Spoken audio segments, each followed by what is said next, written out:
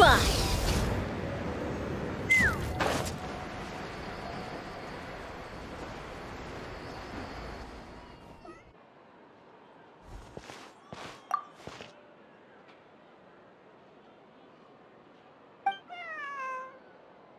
Meow.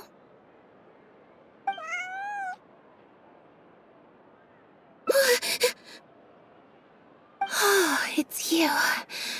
1 second. Now activating chat mode. You made me jump there. I thought they'd finally caught me.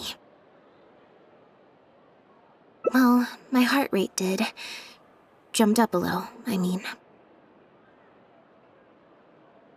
Objectively speaking, the trouble was entirely of my own making. Half an hour ago, I was at Hotel de Boer for a drinks reception. It was to celebrate the successful opening of a show, but it was draining my energy. So, I waited for the right moment, then snuck away so I could switch to standby mode.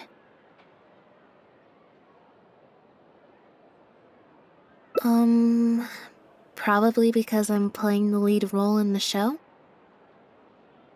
Is that so surprising? I'm always getting invitations to do solo performances. I just usually get Linny to write back and turn them down. But then came the Fontaine Film Festival. We took all the kids from the House of the Hearth out to see a film, and after it finished, they all started clamoring for me to try out acting for some reason. Even Linny was chanting along with them. Anyway, it just so happened that a director called Mary had sent me an invitation right around then. I'll spare you the details, but basically, I ended up accepting it. Yep, you nailed it. I'm playing the role of a puppet. In fact, the show's called The Lost Puppet, and it's a masked mime show. So I don't have to do any facial expressions or say any lines. Literally just a series of physical movements. The director says it's a very avant-garde art form.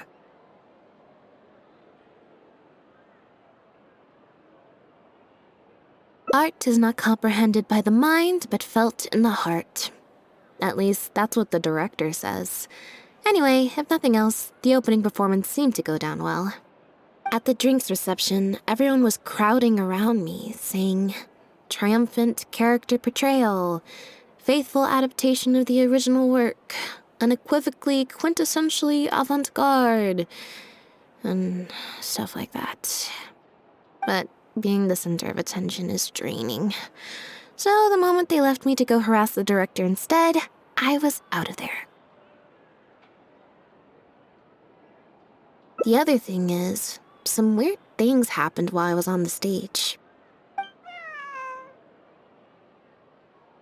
Oh, sorry, Bonnie. I didn't mean to leave you out of the conversation. My bad. No, we just met. We bumped into each other right after I slipped away. Well, it'd be kind of difficult for us to communicate otherwise. Besides, I think she's taken a liking to the name. Haven't you, Bonnie? Yeah, that's right. Good kitty. We'll go find your owner soon, I promise. Nope. She's wearing a collar, and for the most part, she's pretty well groomed. If she is a stray, she hasn't been for long. Her stomach's been growling a lot. I guess she must have been missing for a few days now.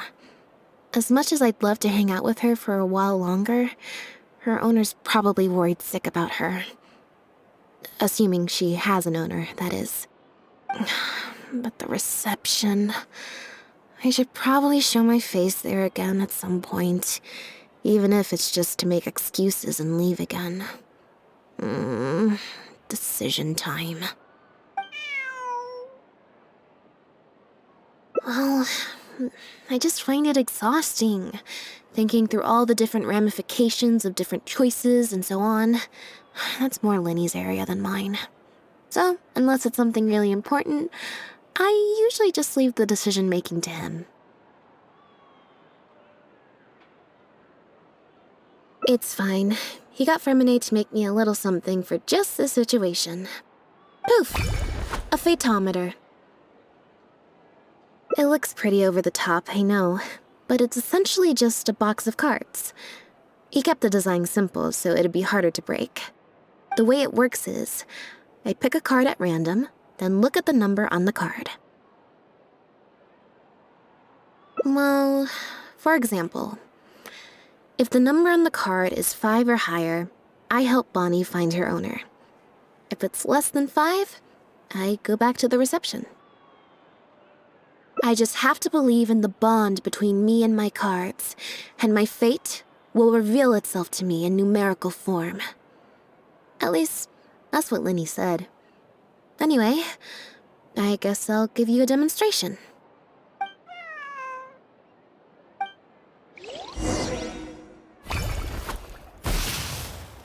Huh, I didn't like that. Was I using it wrong? Maybe if I just...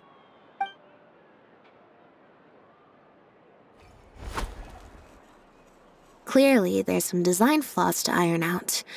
I'll have to let Fragment know. Let's see, which card did I get? 4. Well, the cards fell on the ground though, so I don't think it counts as fate.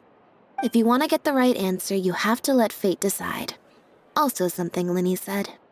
So, to put it another way, if picking a card up off the ground is how to not leave it to fate, then that means it must be the wrong answer.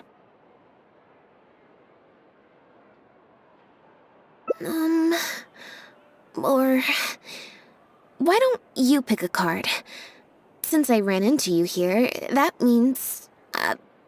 our fates are, like, interfering with each other. Thank you. This one is final, I promise. Here, take the fatometer. If it's 5 or above, that means fate successfully changed. Anything lower than 5 is a fail. Also, if you have your own thoughts about what I should do, feel free to share it. Now that I've got a good problem solver here to help, I don't need to run every little thing by fate.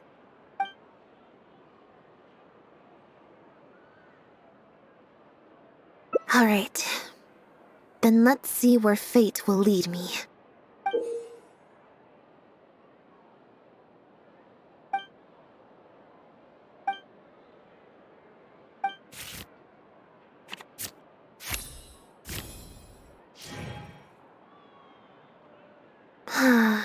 Back to the drinks reception. There's 20 cards in total, numbered 1 to 20. So there's only a 1 in 5 chance of drawing less than a 5. I should also mention, this time the cutoff was 5, but I just set that to wherever I feel like. Nope, I said it was your decision. I'm not gonna waste any more energy dragging my feet. Besides, the drinks reception is technically part of the job as an official publicity event. So if I bail on it, I might get sued for breach of contract, and that would be a huge pain in the butt. One other thing. Do you want to come with me? If you're free, I mean.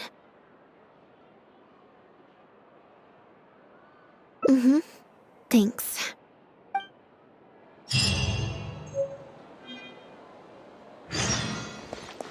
Take me up!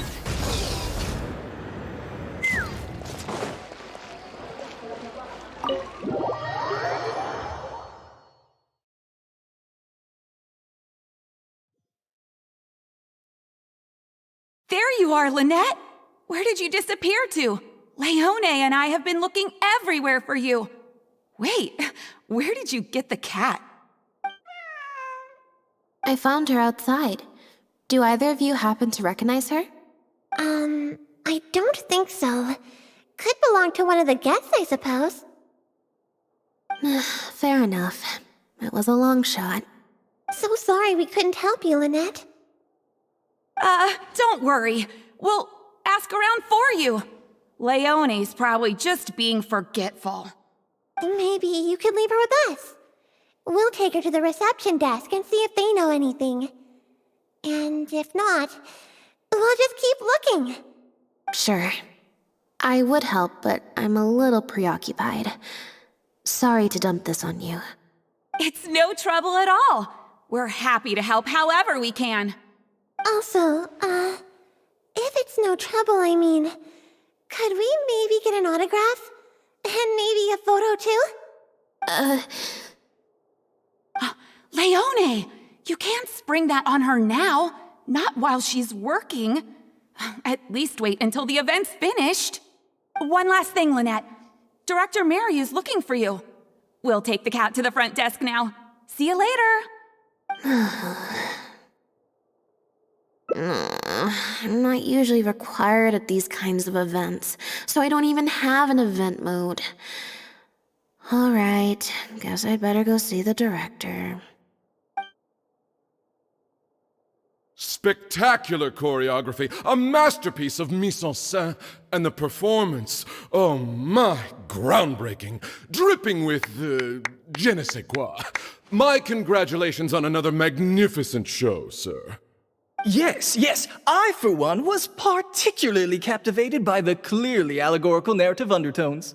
The Lost Puppet shines a spotlight on the impact of technological advances in our modern society, particularly as they relate to changing modes of emotional expression and the challenge of mutual intelligibility.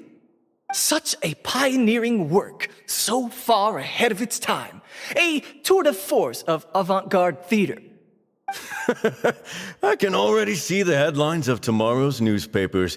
They will certainly be singing your praise, Director Mariu. But it was a group effort, of course. To convey emotions in a silent show with no facial expressions, the entire cast had to go above and beyond. Everyone truly outdid themselves. Speaking of the cast, Jillian, another strong performance from you in Director Mariu's latest show, as of course we've all come to expect from your numerous successful collaborations to date. That's quite an overstatement. I've only ever played supporting roles.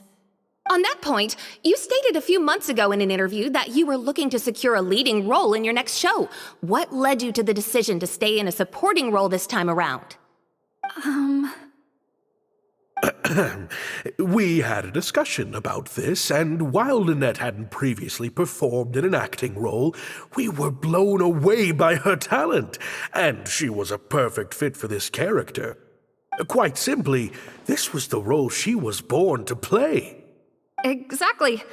I was honored to share the stage with her. Lynette worked extremely hard in all of the rehearsals, and she's an incredibly talented actress. Oh, Lynette's back! Hey, Lynette, where have you been? Are you in standby mode? Some reports say you switched that state to recharge after a show. Ah, method acting, of course. Such a compelling portrayal of a mechanical puppet could only be achieved by an actor who lives and breathes their role even while offstage. Those seemingly stilted movements were in fact an inspired portrayal of the character. The ostensibly bad acting, in reality, was the product of supreme acting skill. I went outside and there was this cat there, so I played with the cat for a bit. A cat? We've long heard that you are a kind soul, as well as an incredible actress. No wonder your debut performance has garnered such popularity. This show looks on track to break box office records for avant-garde theater. Lynette, any words for the fans? Not really, no. I believe Lynette is trying to say that the act of performance itself is the actor's true means of connecting with their fans. Oh, I see. Lynette, any comments? Right, exactly. But don't you want the fans to know how you're feeling right now, after the hugely successful opening of your first ever show? That's true. I'm sure the fans would love to learn a bit more about you, too. How interesting.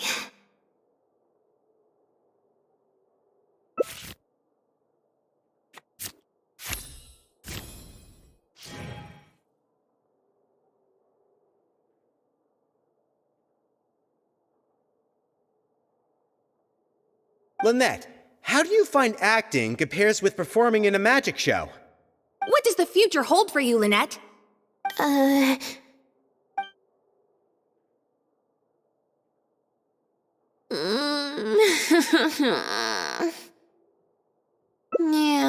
it's just... Turns out I can't cope with this stuff even in tea party mode.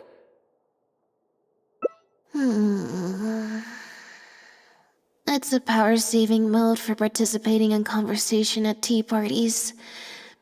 Normally, I can get through an entire conversation just with, oh, that's true, and how interesting. But at a tea party, I'm not normally subjected to a constant stream of questions. The energy consumption of that interview just now was 3 times as much as the average tea party. I think I'd rather pray that I never have to do it again. Lynette, Director Mariu would like you to join the group photo to commemorate the successful opening of the show. A group photo? It's just the members of the troupe, along with Maloney and Corentin. Everyone's waiting for you. Alright then. See you in a minute. 3, 2, 1, smile. My thanks to each and every one of you here for your help in making The Lost Puppet a success. The group photo is already being printed as I speak. You can collect your copy from the first floor after the drinks reception concludes. May it serve as a reminder of this fabulous performance every time you see it. Mariu! Get over here. Let's have another drink. There's a few things I need you to glance over for me. I thought the group photo was the final hurdle. Well, at least there's no more people hounding me with questions. I just need to find somewhere to switch to standby mode, and the time will fly by. I hope.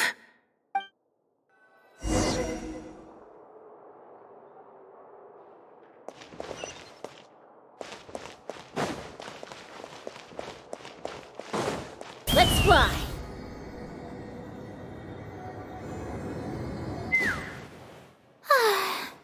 Hotel de Bour's Ile Flottante is as wonderfully sweet as ever.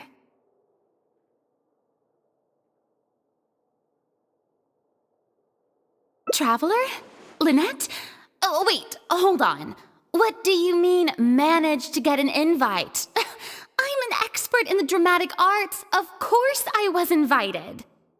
Naturally, people wanted to hear my comments on the emerging art form that is the masked mime show.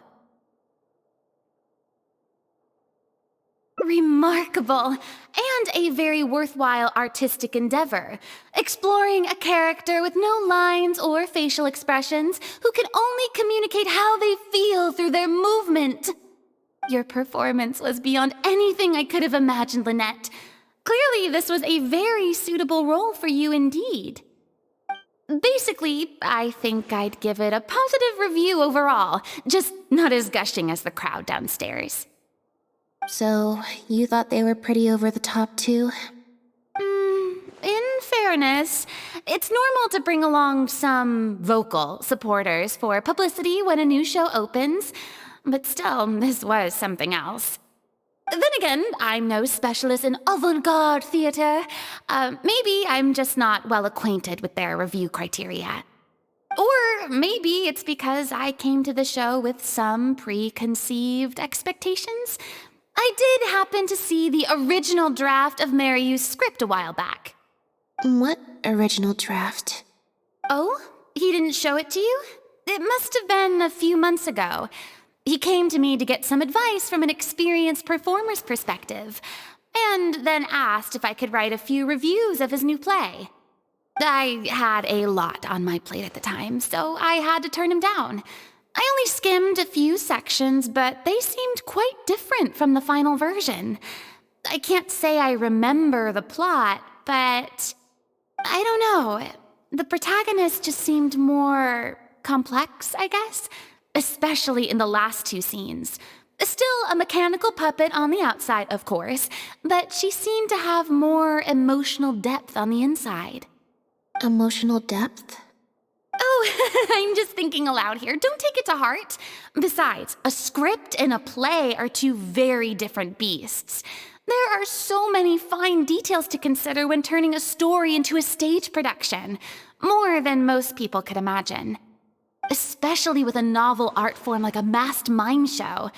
I'm sure Maryu had his reasons for the changes he made. Change of topic.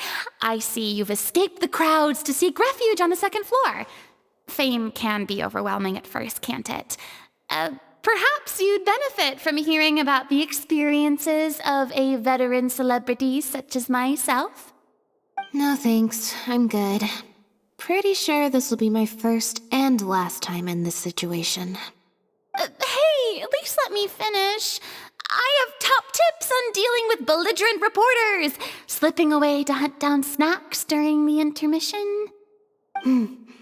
Tell me everything. First, take a seat, mon ami.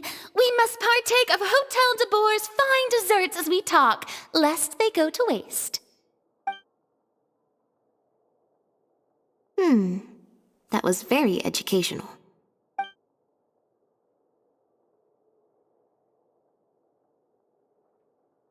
I expect most of the people downstairs have left by now.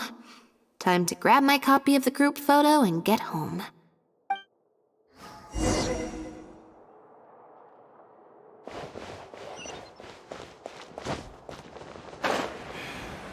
you want tea or water, just help yourself. The photo must be in this envelope right here. It's finally over. Thank you for sticking around for so long. If it wasn't for you, I don't know how I would have standby moded my way through the last few hours.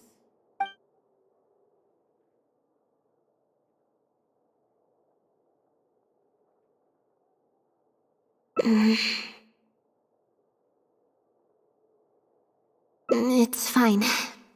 It's just... It was such a minor thing. While I was on stage, there was a moment when I felt like someone was looking at me. It was only for an instant, and I didn't even see who it was. But somehow, I knew it was a look of contempt. I got a vague sense of it again during the reception. Like someone was giving me an evil stare. But I couldn't figure out who it was. Normally, I'm used to lurking in the shadows on the stage and spying on other people. So, it was strange, feeling like I was the one being spied on this time.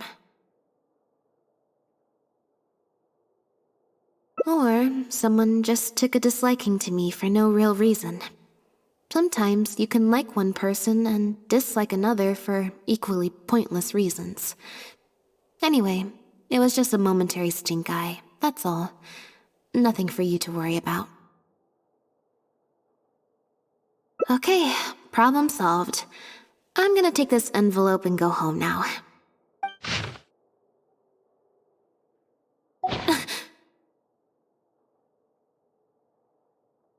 You have destroyed this work of art. Step down from the leading role at once. Based on the tone, I'd say threat letter is right.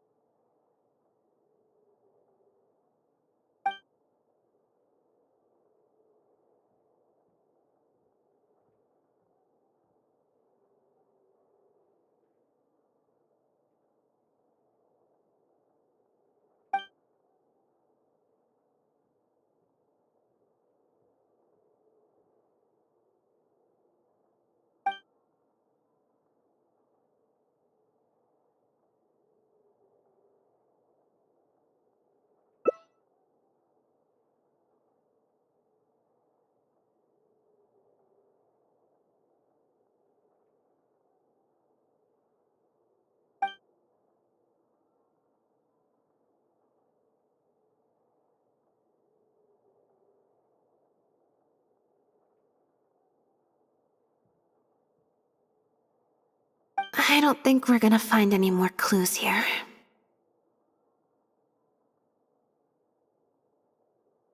Yes, let's. Whatever destroyed means, it could have something to do with the original script that Farina mentioned.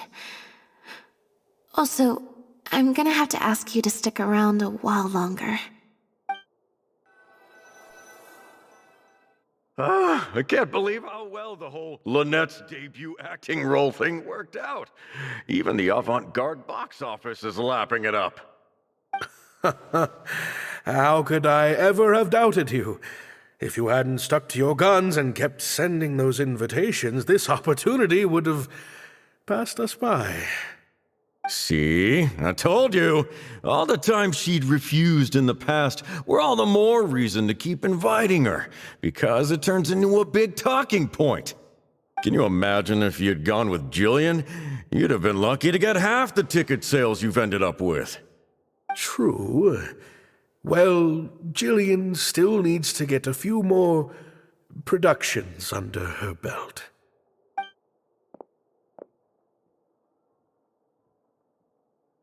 Do you have a moment, Director Mario? If it isn't the star of the show! We were just talking about you. Oh, and is that the legendary Traveler with you? I'm guessing you're here to discuss the show with the director? Oh, you're a talented and hardworking actress, Lynette. It's no wonder you're getting such rave reviews.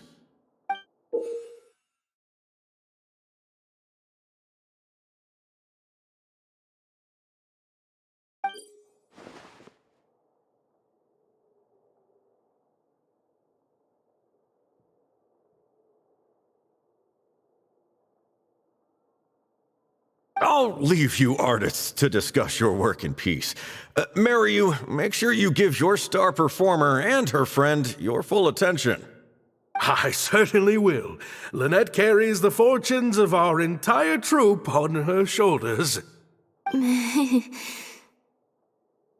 Mr. Maloney. An investor or something, I think.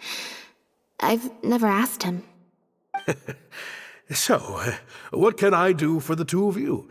I'm afraid I'll have to dash soon as I'm meeting some friends from the newspaper. Otherwise, I'd love to stay longer. We heard that the original script for The Lost Puppet was quite different from the final show. I'm kind of curious to know what the protagonist was like in that version. Oh, well, this is a surprise. I didn't think you'd be interested in that sort of thing. It's not uncommon for scripts to undergo major changes as they're being brought to the stage. But I'm afraid there's not much to tell you in this case. The protagonist has stayed the same from the beginning to end. A mechanical puppet with a bumbling body but a sensitive soul. A stranger in time who doesn't belong. There's no doubt about it. You are the protagonist, and the protagonist is you. The success of one is the success of the other, and that's what made this show an artistic triumph. Sorry, you've lost me. Can you put it in plain words? All right, then. Delving deep in the search of core truths is the job of an artist, after all. You shouldn't give your attention to early drafts of the script, Lynette. All it would do is sow confusion where you already have clarity. The current script is the final version because it is the best version, and your performance best brings that script to life. Why, if it weren't for you, I doubt any audience would give our show the time of day. What letter? Oh my goodness!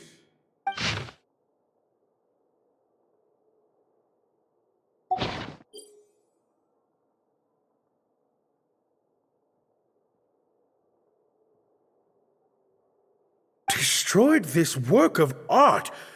Really? Well, Director Mario, any idea who might have written it? No. Who on earth would write such nonsense? Absolutely not. Without Lynette, this show would be over. Everyone's hard work would go to waste. No, there's no way that this is someone from the troupe.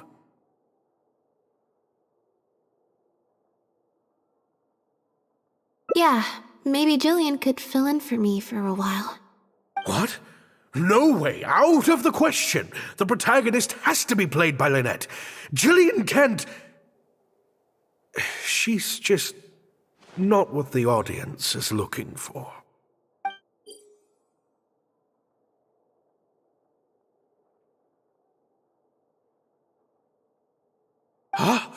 I've got it. It's a competitor. Yes, this letter must be from a competitor of ours who's trying to get under Lynette's skin. You can't lie low. That's just what they want you to do. The moment you step back from performing, they'll put their rumor mill into overdrive and drag us through the mud. They're just waiting for their chance to kick us while we're down. A competitor? Really? Definitely. Those lowlifes. Slander and libel are all their specialties. They drown out the truth with a flood of misinformation, and they stop at nothing once they get riled up. Oh, there's so many of them out there. Fame always seems to attract haters, no matter what you do to try and keep everyone happy. But don't worry, I will get to the bottom of this. Stay strong, Lynette, and keep up the good work on stage. I have to go and meet my friends from the newspapers now, but rest assured, I'll be discussing countermeasures with them. So, a competitor, huh? I kinda doubt it. We've dealt with those types before. Usually their goal is to steal our venue for their own show, or to cover up a scandal by planting a story to divert public attention. But at the moment, I don't think anyone's got a reason to do any of that stuff. Let alone pull a stunt like this. A threat letter is quite extreme. Besides, when I felt that evil stare, I'm pretty sure it was coming from somewhere backstage. So that rules out a lot of people. I'm actually more concerned about Maryu. When I mentioned Jillian, his reaction was pretty unusual. Especially since Maloney mentioned that the initial plan was to cast Jillian as the lead. Sounds like there was an original protagonist as well as an original script. I should probably go talk to her. Yep, she told me she lives in the Fleuve Sandra.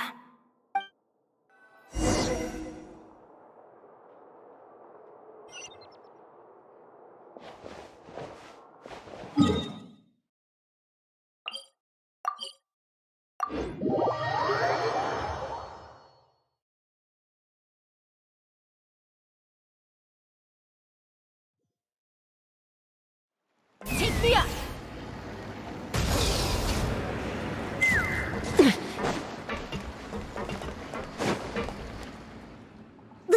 Lynette? What are you doing? You're not welcome here.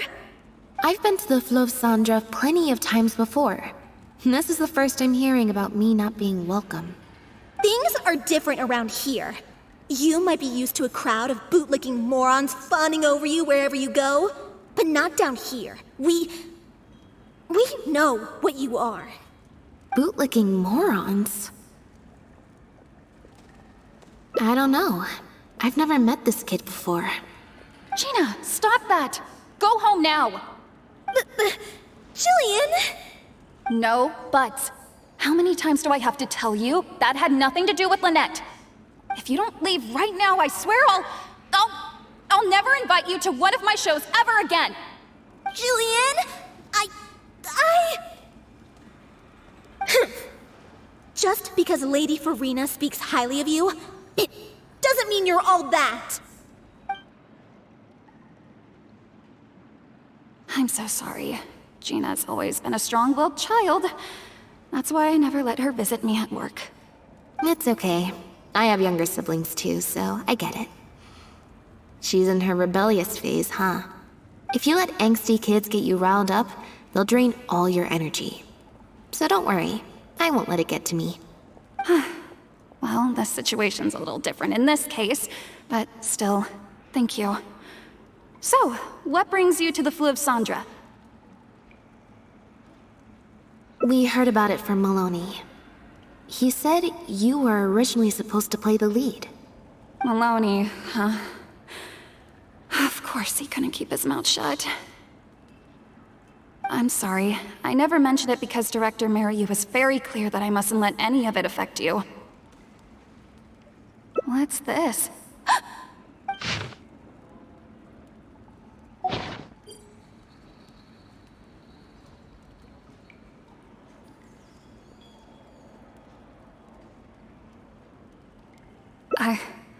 I don't know, who would do something like this? Don't be scared, Jillian. Just tell us what you know. Okay, I'll try. It's true. I was originally cast as the lead in The Lost Puppet. I've worked with director Mariu many times before, but only in minor roles. The audiences and critics never had much to say about me. Nothing terrible, but nothing amazing either. A few months ago, Mariu started working on a new show, so I plucked up the courage to ask him if I could take the leading role. He was hesitant, but he agreed to let me try for the part. We did a few rehearsals, everything seemed to be going okay, but then... There's been a change of plan, Jillian. The leading role will now be played by Lynette. Lynette? But she always turns these things down, doesn't she?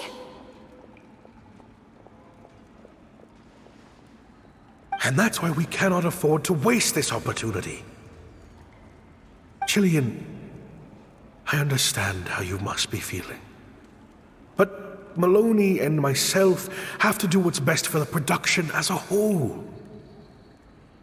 Next time, the lead will be yours. I promise. I was incredibly disappointed at first, but I also know full well that I don't have Lynette's star power. Without Lynette, how could we ever convince people to pay money to go and see a masked mime show? And if the show was a flop with me in the leading role, how would I answer to the director and the rest of the cast? Then, I got to meet you on stage and found that you're really down to earth, in a way that not many celebrities are. You were kind to everyone, and your performance wasn't bad. Whatever disappointment I had left at that point, I certainly wasn't about to take it out on you. By wasn't bad, you mean it wasn't great either. So, I'm guessing Mariu changed the script to simplify the protagonist, make her a dumbed-down version of the mechanical puppet that I could actually play.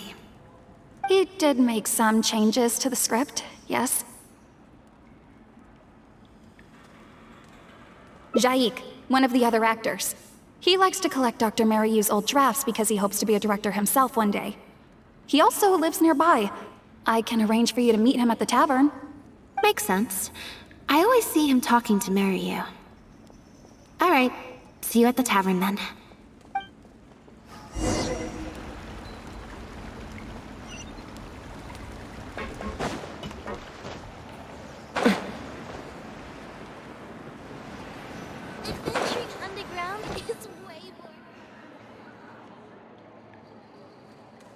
Sorry to keep you waiting. Jillian brought me up to speed on the situation. I'm here to help however I can. Here, this is the script you're after. That's always the way with pen and paper drafts. Even the final script is full of last-minute changes by the director. There should be a cleaner copy of the original script in here somewhere. Sorry, it's all a bit mixed up. I just grabbed the whole stack of paper since I was in a rush. No problem. Now activating search mode.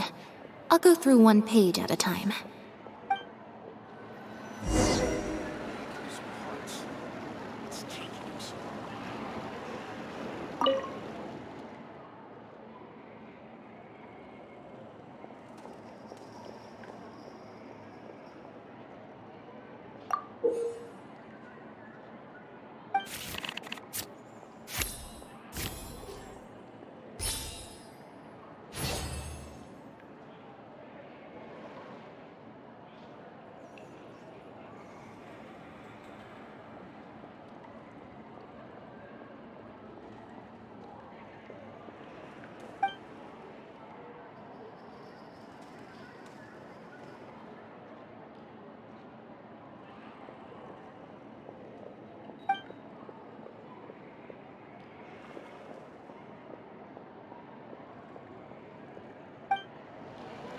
Say what you get.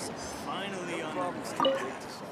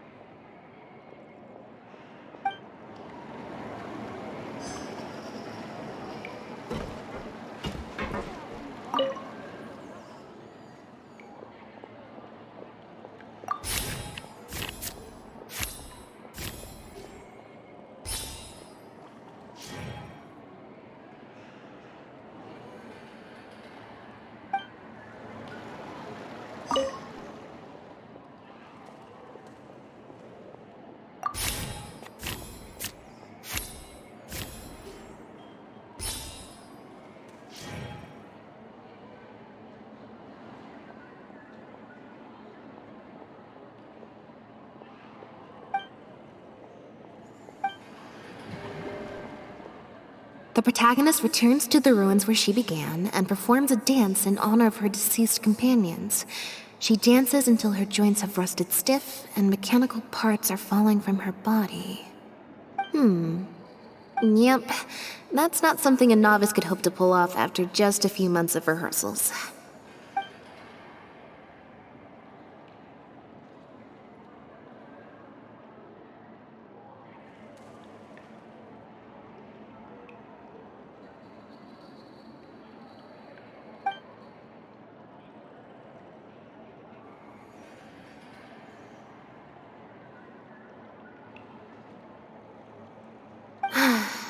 Frankly, I think that the original script is much better, and the original lead is the best fit. Jillian, shall I go tell Mariu to put you back in the leading role? What? Are you serious? But the next show is at the Opera Epiclese. It's such a huge opportunity. But not such a rare one for me, though, right? That's different. This isn't you as part of a magic duo. It's a chance to star as the main character in a show. You'll reach whole new heights of fame. Fame in small doses has its perks, but too much and I'll get overloaded. But if you play the lead, the fame will be yours, and I get to be free. Sounds like a win-win, don't you think? It'll never work. There's no way Director Mariu or Maloney would ever agree to it. The set for Act 4 would need to change, as would all the marketing materials. And that would mean asking Maloney for a lot more Mora. Changing actors at the last minute is just too risky. If anything went wrong, it could bankrupt the whole troupe. Plus, Maloney's friends have already published a ton of articles saying how this is the role that Lynette was born to play. No one else can play the protagonist now. If Lynette quit the show and I took her place... If Lynette left, they'd sooner stop the whole show than let me take her place. Stop the whole show? But all the people in the troupe, months and months of everyone's hard work would all be for nothing.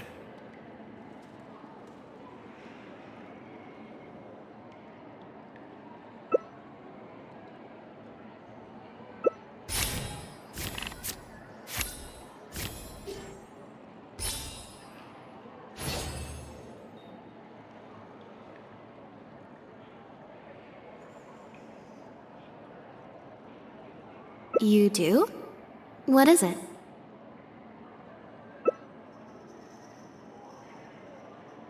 That's a bold plan. I'm in. You know, it's a little crazy, but it might actually work. No way. It's not worth taking such a huge risk just for a chance to be in the spotlight. Jillian, you said before, whatever disappointment I had left, I wasn't about to take out on you. In other words, That disappointment is still there, but you've kept it bottled up inside. Be honest. You still hope to play the leading role, don't you? But the thought of putting so many people out just for my sake? You think they'd be put out? That's not how I see it. Jillian, you were more dedicated than anyone during the rehearsals for the original script. We all saw how hard you worked for this role. And I think you know that unless we decide to make a stand here, the path we're on is only going to take us further and further from our dreams, all of us. So take it from me, you would not be putting us out. Not one bit. You guys... Okay. Let's do it. I will play my part. Yes! I knew you'd come around. All right, I'll let the rest of the troupe know and we'll start preparing immediately. Wonderful. This solves everything. Wait, but what about the threat letter? Do you have any idea who sent it? As long as we stick to the plan, I'll give up the lead role, so it won't matter anymore, right? But surely you want to know who it's from. If they're out there and no one's keeping an eye on them, what if they come looking for you? I doubt they will. It's supposed to be a threat, but they didn't even say what would happen if I don't meet their demands. Plus, the handwriting is kinda childish. Doesn't look like a professional intimidator to me. Who knows? Maybe it was just a fan of yours having a moment. A fan? Of me?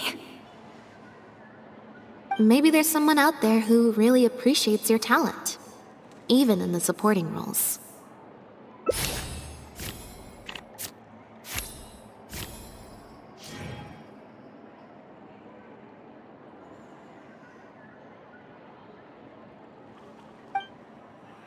It's getting late. We should be leaving. Come on.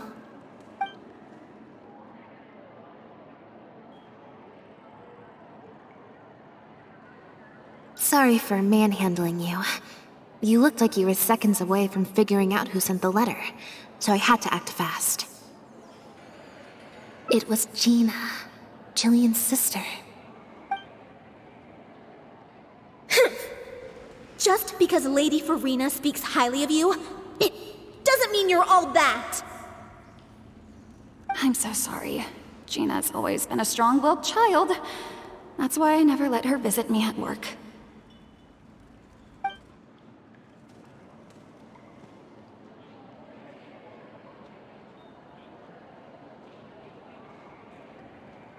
I guess she must have snuck into the drinks reception and overheard our conversation with Farina.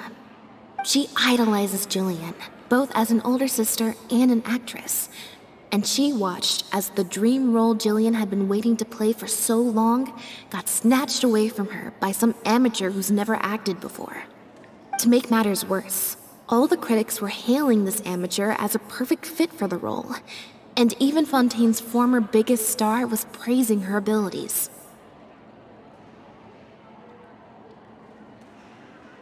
Yeah, that pretty much sums it up.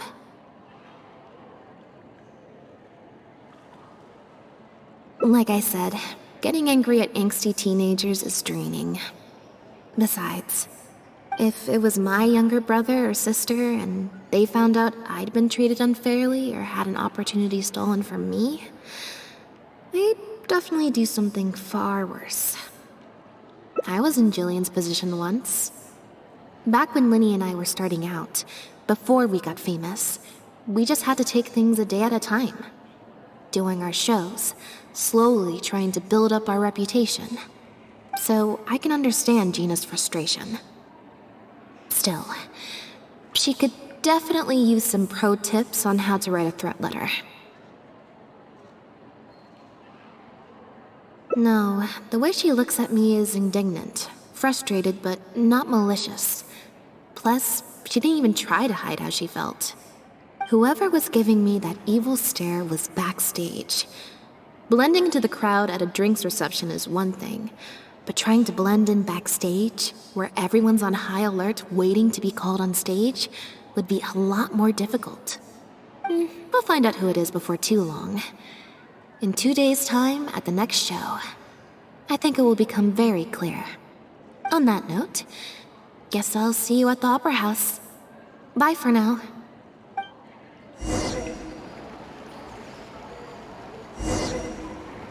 Am I imagining things?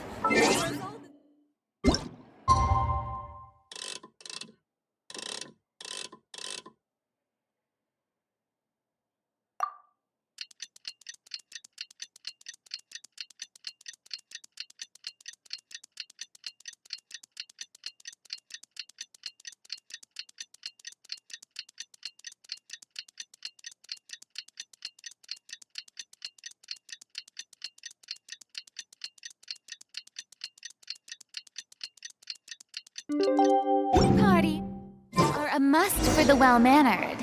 If you'd like to learn the proper etiquette.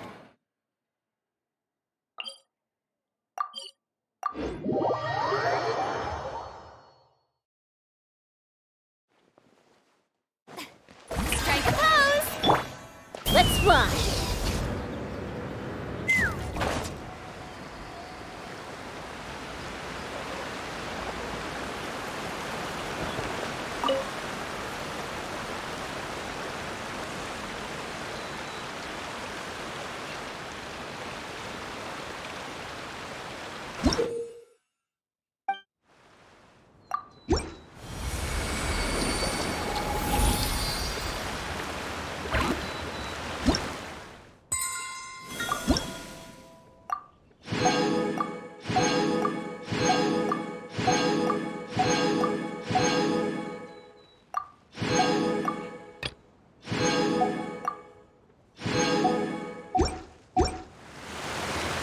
Take me up!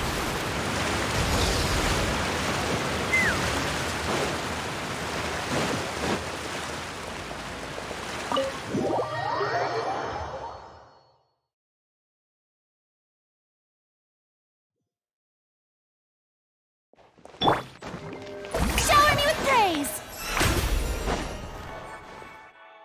Oh, you're here! Lynette and Jillian are busy getting ready, so please come with me.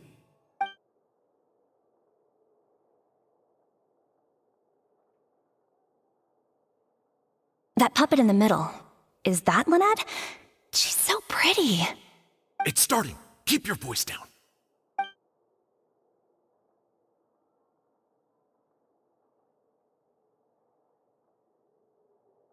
Wow, I thought it would be hard to follow, but in the end, it was actually very clear. Even though her face was expressionless and she didn't speak the whole time, I felt like I could really understand how the protagonist was feeling.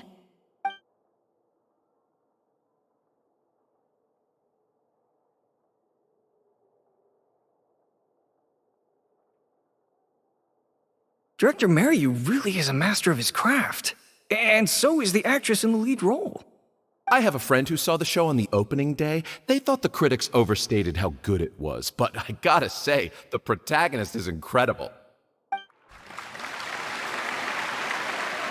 I can't believe it's only been a few days since the last show. Lynette's improved so much. Just wow! I'm speechless. Words simply cannot do justice to the sheer excellence we witnessed from Lynette on stage today. Your penchant for the hyperbolic strikes again, Amory. Clearly you weren't at a loss for words when you were writing your article. I saw you hand it to the journalist. Trying to get your critique into the papers the moment the show is over, are you? Well, you know how it is. The early critics get all the readers. Wouldn't you agree, Mariu?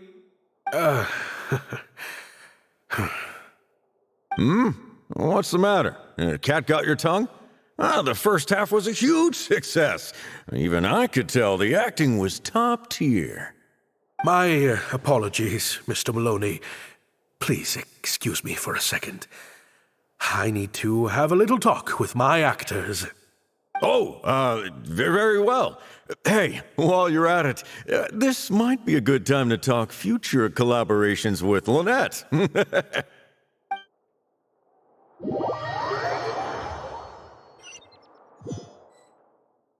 Are you guys sure this is gonna work? What if Director Mariu pushes back? We're already halfway there. We can't back out now. All we need to do is stick to the plan. What is this plan that you're so intent on hiding from me, Director Mariu, I thought you were talking to Maloney and the critics. Corantan and Armory have both finished their articles. I went to greet them as a mere formality, but you seem to have availed yourselves of my absence during the first half to defy me. What have you done? Was that really Lynette playing the lead role? Ta-da!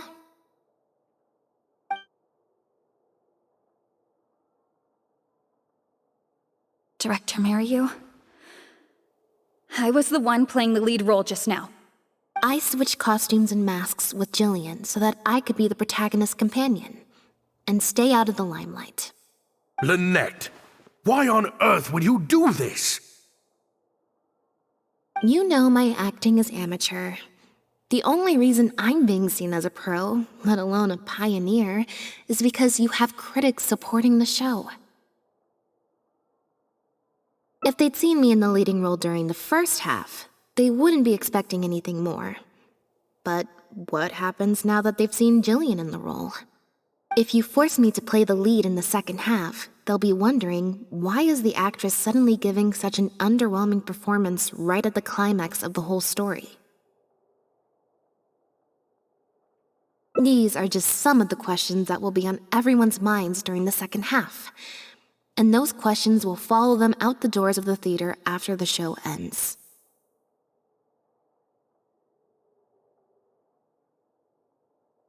There's only one way for you to save your reputation, and that's to keep Jillian as the lead all the way to the end. Absolutely not. I'd sooner announce that we're having technical difficulties and need to stop the show. If I keep Jillian as the lead for the second half, what do you think will happen in the curtain call when she takes her mask off? Everyone will see that we've changed actors. What will your fans think? They're only here because of you, and what about all the critics who support you? If we get on the wrong side of them, it'll be the death of the whole show.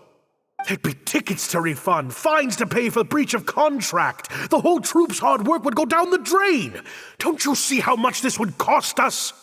You can't just take a job on a whim, then abandon your responsibility the moment you don't feel like doing it anymore. You're playing games with other people's hopes and dreams.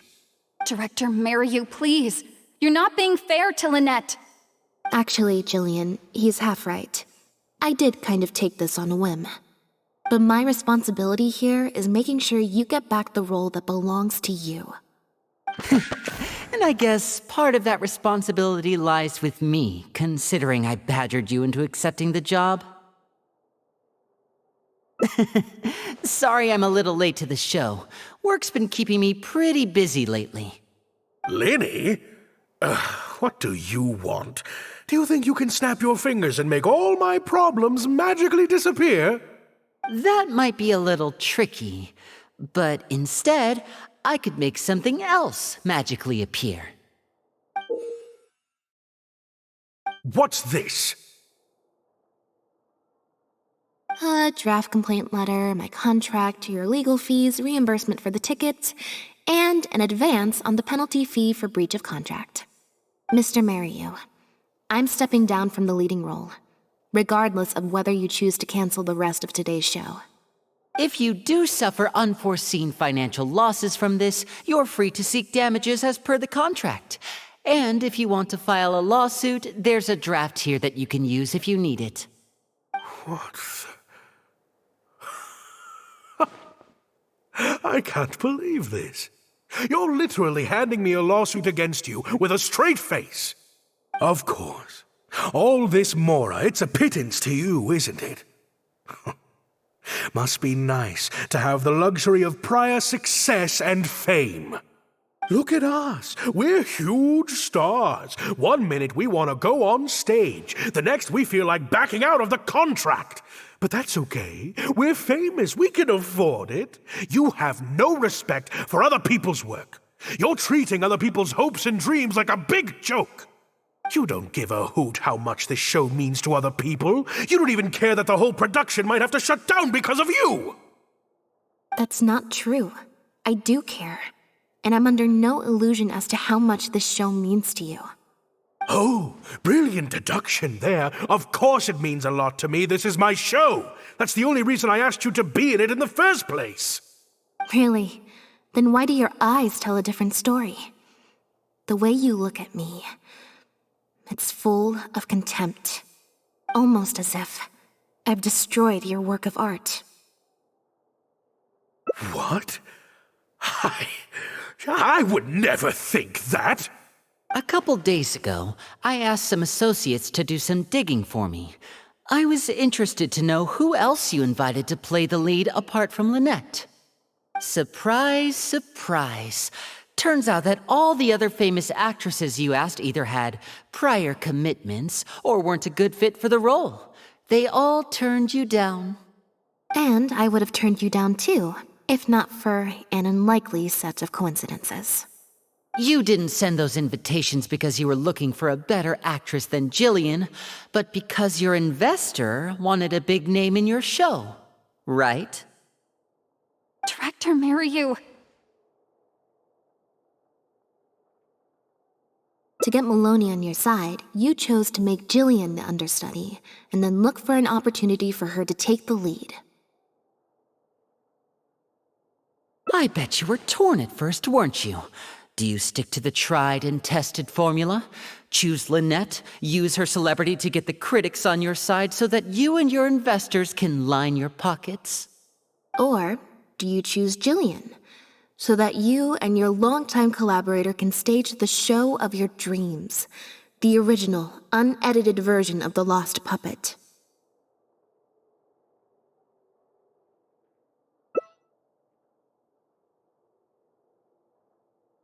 Oh, I didn't betray myself.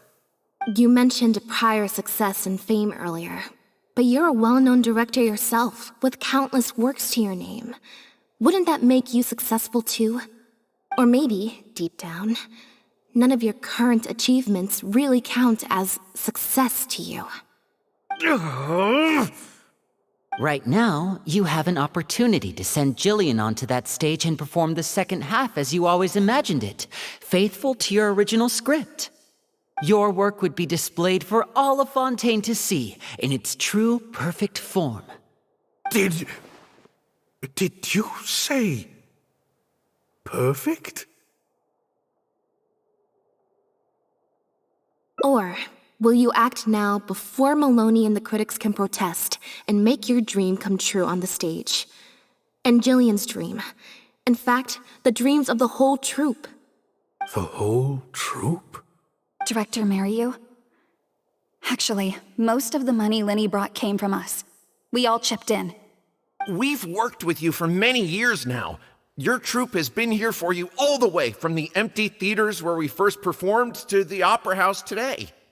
We watched as you slowly started down a path you used to despise. The path of powerful connections, drinks receptions, backdoor deals with critics, and collaborations based on fame instead of talent. But this is just a temporary measure. I did it for the good of the troupe. And besides, this is how the whole industry works. Everyone else is doing it. Yes, we know. Back when you started, you had to bite the bullet and do these things to keep the troupe afloat. But then what happened? You began to embrace these methods more and more, becoming so reliant on them that every show you put out is overhyped by the media, and every script you write is edited to suit some celebrity's needs. Surely you must have noticed what's happening. While we've been performing at bigger and bigger theaters with each show, the applause is getting quieter and quieter each night, and the criticism from people who've seen the show is growing. Maloney's friends are sycophants. They don't care if the audience is disappointed because the show doesn't live up to their glowing reviews. They praise the things they like and skirt around the things they don't. Look, I know everyone's using the same promotional tactics, but does that really make it okay?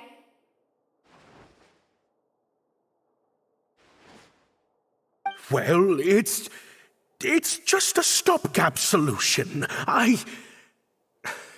As soon as I've made enough more, I'll stop. Things will be different next time. I promise.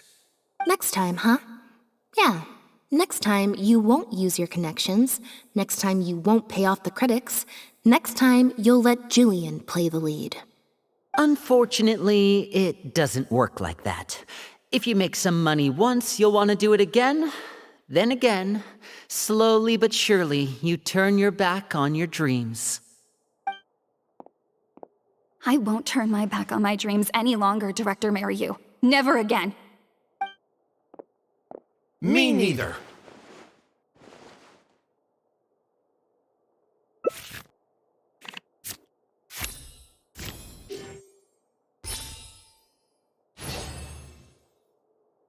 I had dreams too. Once.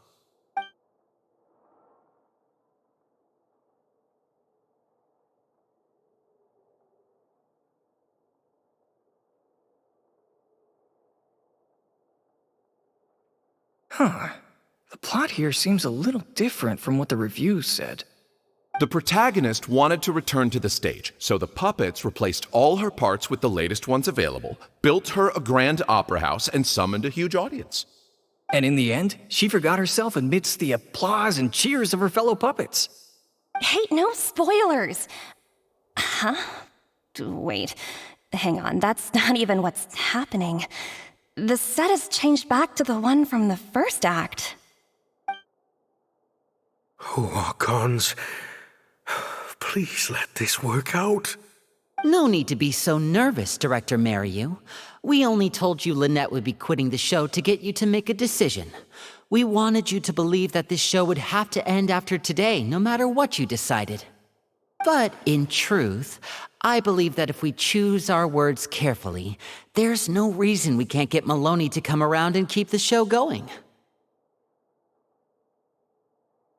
You really thought this plan through. But I'm not upset about what you've done. What's worrying me now isn't how Maloney will react or whether the show will get cancelled. It's the audience. I've always thought the original script is better, but will it move them like I've always hoped? When Jillian does her curtain call, will they applaud her? What if people only came to see the show for Lynette? And because of the reviews, what if they don't really care about the show at all? It feels like I've been hiding inside my safe little castle for too long. And now I'm scared to go outside the walls and hear what people really think. We're right here with you. We'll watch it to the end.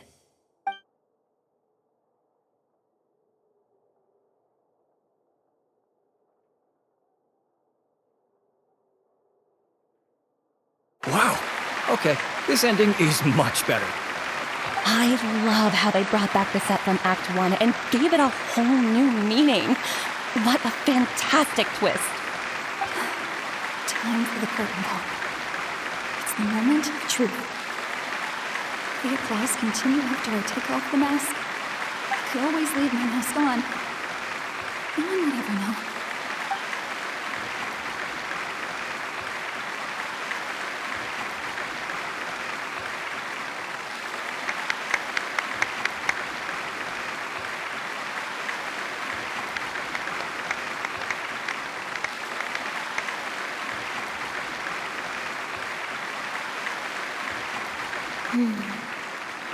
This is what fame looks like, when it's truly deserved.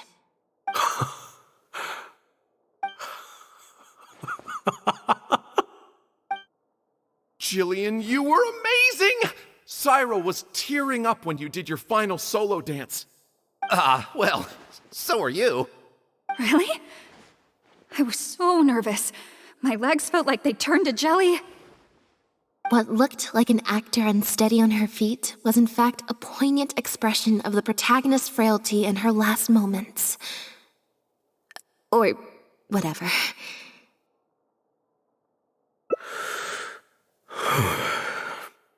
Hey, Mario! What the heck was that? Why wasn't Lynette playing the lead? Our articles are already going to press. You better have a good explanation for this. It was my... Hey now, it was all of our... Hold on. The decision was mine, and mine alone. They had nothing to do with it. If you have any concerns, gentlemen, then please direct them to me. Marry you? So it was you? Well then, I trust you'll have no objection to me pulling the plug on this production. Director Mariu, Mr. Maloney, what on earth is going on? Why was Lynette not in the lead role? It took a lot of convincing from me for her to accept the role, and I had to turn down some big work opportunities to come and watch her performance today. You have some explaining to do. Lenny, it was all his idea. Mariu, explain yourself. Wait, Linny, as a matter of fact, this was a piece of performance art. In this play, the masks and costumes serve to obscure the differences between characters, and by extension, the difference between human and machine. We took that idea to the next level with an actor swap, blurring the lines between one performer and the next. So it's in service of the ambitious artistic goals of the production. What? It's similar to deceiving the audience in a magic show. We employed this technique as a means of breaking the fourth wall. It allows the audience to more intuitively understand the cognitive dissonance felt by the protagonist as a machine trying to reconcile the notion of her humanity. The audience's experience mirrors the protagonist's own confusion and becomes part of the artistic performance itself. Hold up. What is this nonsense? Oh, I see. Well, bravo, Director Mariu. You even had me fooled. That's probably more because you just don't really understand avant-garde art very well, Lenny. Maybe so, maybe so. Well, perhaps it went over my head, but I'm sure our experts here saw the whole thing coming a mile away. You must have worked it out by the end of the first half, surely. Mr. Amory, I just heard that you managed to write your review after just the first 2 acts.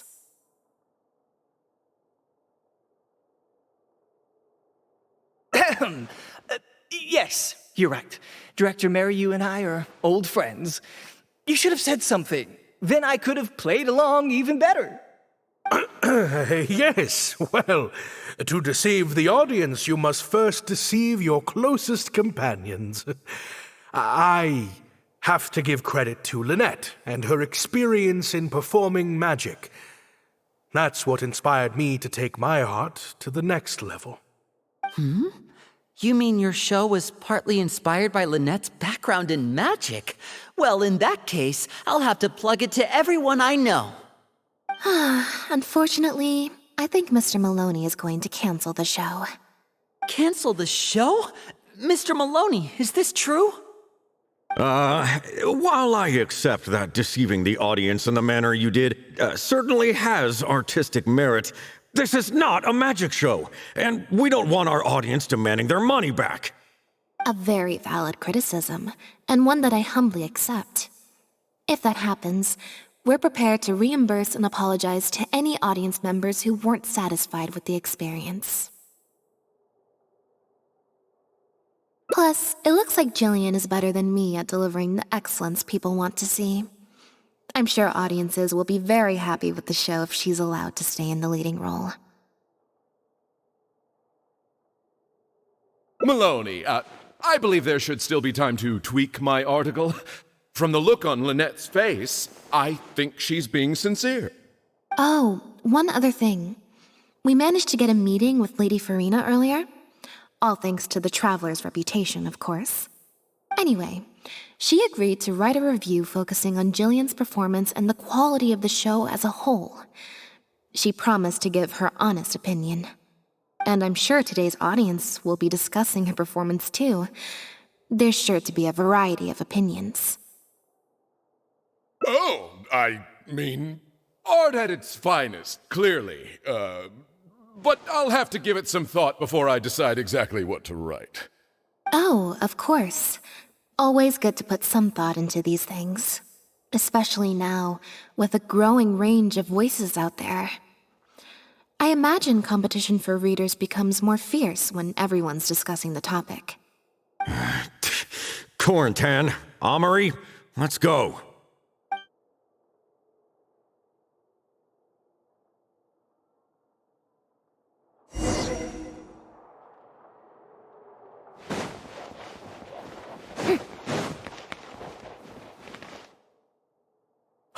Thank you both so much. Without the two of you, who knows how much further down that cynical path I would have gone. I always told myself that once I'd made enough mora, I'd get back to doing what I loved. But somewhere along the way, I started to lose sight of what that was. Just like those critics with their dishonest reviews, I became all about the trappings of success, at the expense of the art itself. You're right. Yes, I'm a very lucky man. Anyway, enough about my problems. What are we going to do about the threat letter that Lynette received? I've been looking into it a lot over the past couple of days, but it doesn't seem like it was one of our competitors after all. Ah, yes, about that.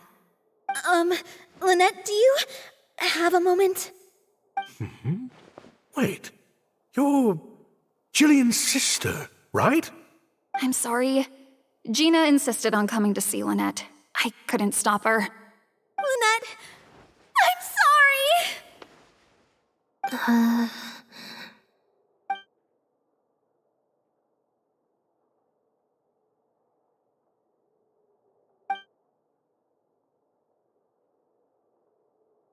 That letter? I was the one who wrote it. What? Gina? So it was you? Director, it's time for... Oh, okay. Weird energy here. I think we came at a bad time. Lynette, Gina must have been worried sick about me. I'm sure even she wouldn't do something so stupid if she was in her right mind. I'm so sorry. I promise I'll make it up to you somehow. Jillian, no! This is completely my fault, and I'm the one who should have to bear the consequences. I got the wrong end of the stick and completely misjudged Lynette. Well, since I haven't actually suffered any losses, seeking redress could be difficult. Maybe we could just let this one slide? Really? Are you sure? After all, Gina wouldn't be the first person to ever misjudge me, right? True. True. In any case, I think we can all agree it was a misunderstanding and nothing more. No need to overcomplicate things. But still, I was wrong to write that letter. I should own up to my actions, make it up to you in some way. If that's what you really want, then how about helping out backstage? Huh? Backstage? The crew could always use an extra hand. Plus, it'll give your older sister a chance to keep an eye on you and stop you getting into any more trouble. Thank you, Lynette. Really, thank you so much.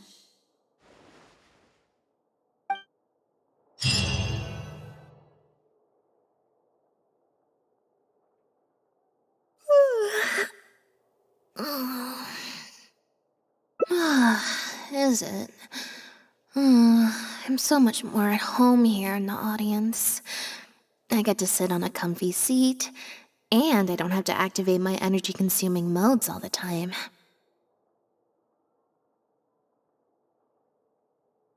Mary said she's a very promising young actress, and she has natural chemistry with her older sister.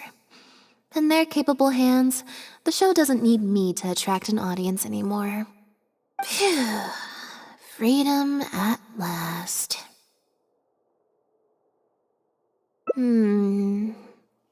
is more trouble than it's worth. I'd rather leave that side of things to my brother and the others. I'm happiest when I get to sit in a quiet place, watch them do their thing, and cheer them on. Yep, exactly like I'm doing now.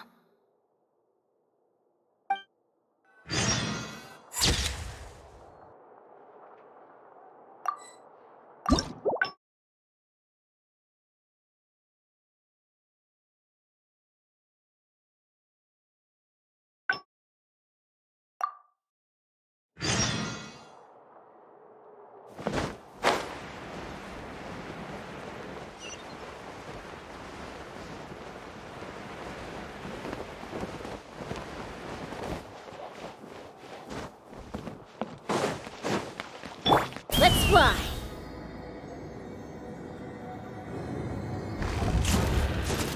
Giddy up! Thank you both so much.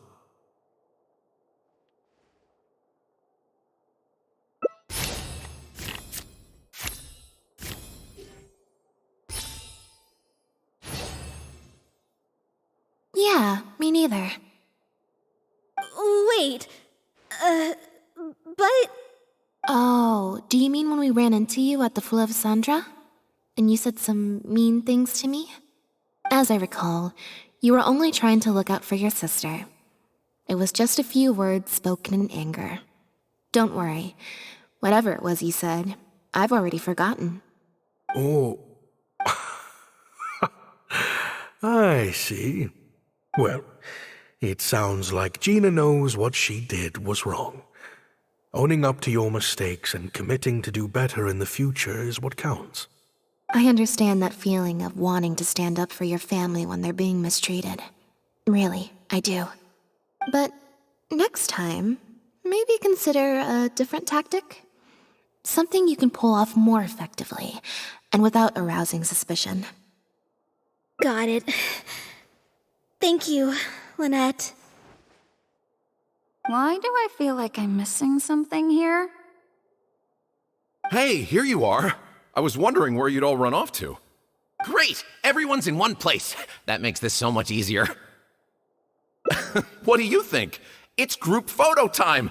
We have to commemorate the debut of the Lost Puppet Director's Edition.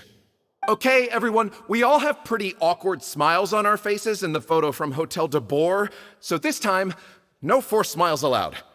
Oh, am I really not allowed to force a smile? I'll try, I suppose. I think I can manage. Lynette, Traveler, come on! You two should be right in the middle. 3, 2, 1, smile!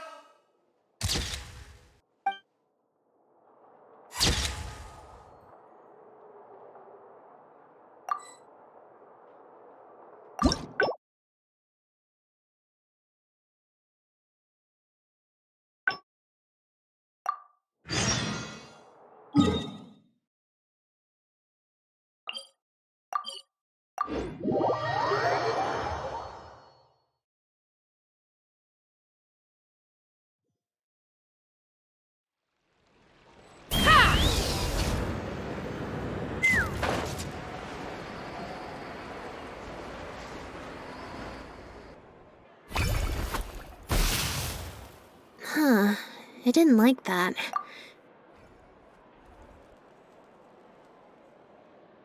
Huh?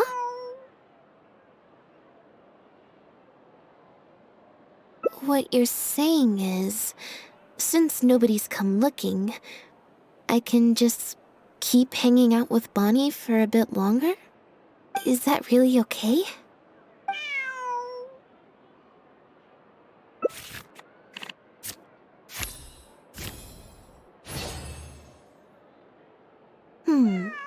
You make a good point. Okay, well, assuming Bonnie hasn't strayed too far from where she went missing, there's a chance we might bump into her owner in either the Steambird offices or the restaurant. So, stick around here in standby mode? Yeah, that suits me. Oh, good idea. Bonnie's definitely hungry. May as well. We could be here a while. When I was trying to find somewhere I could space out earlier, collect my thoughts, I figured the cafe might be a good shot. Alright then. Plan of action, spend the whole day spacing out. In standby mode.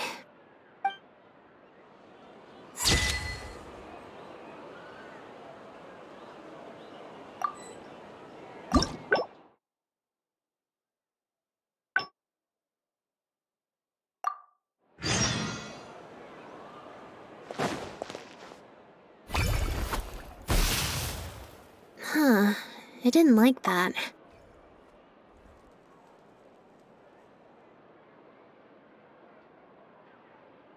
So, we're looking for Bonnie's owner?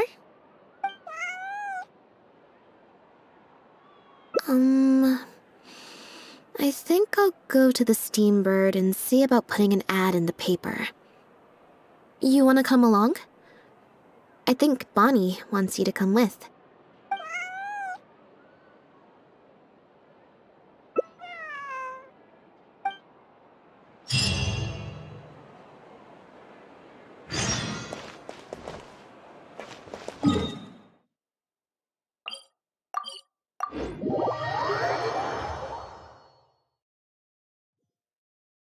Take me up!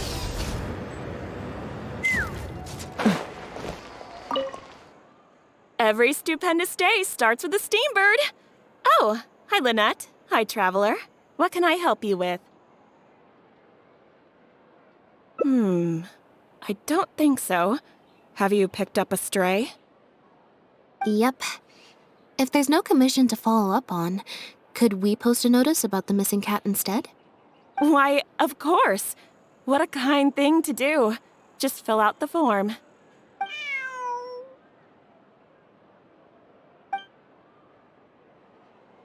Well, we've registered you as missing. You can stay at my place until your owner finds you. Also, I just wanted to say thanks for keeping us company for so long. Well, I should probably head back to the drinks reception. Hopefully most of the people have left by now. If you've got some time, you should stop by my place tomorrow to see Bonnie. There's a nice cup of tea in it for you. Alright, see you then.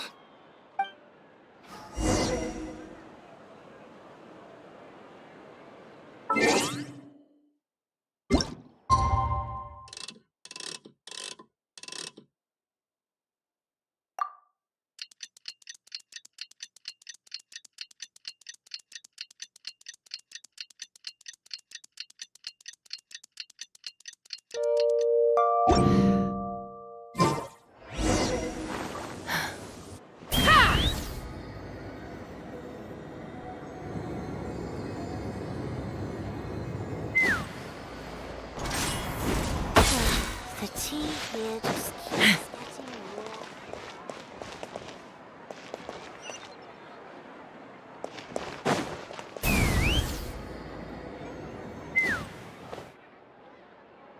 I believe this cat belongs to me. I already told you, this isn't your cat. Just take a breather, you two. Oh, you're here. As you can probably see, you'll have to take a rain check on that tea I promised you. At least for now. This is my friend's cat. He's preoccupied with some important business, so I came to retrieve her in his stead.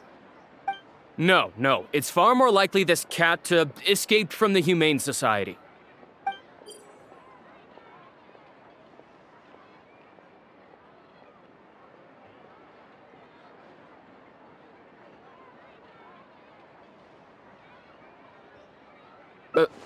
Bonnie? That's the name I've given her in the meantime.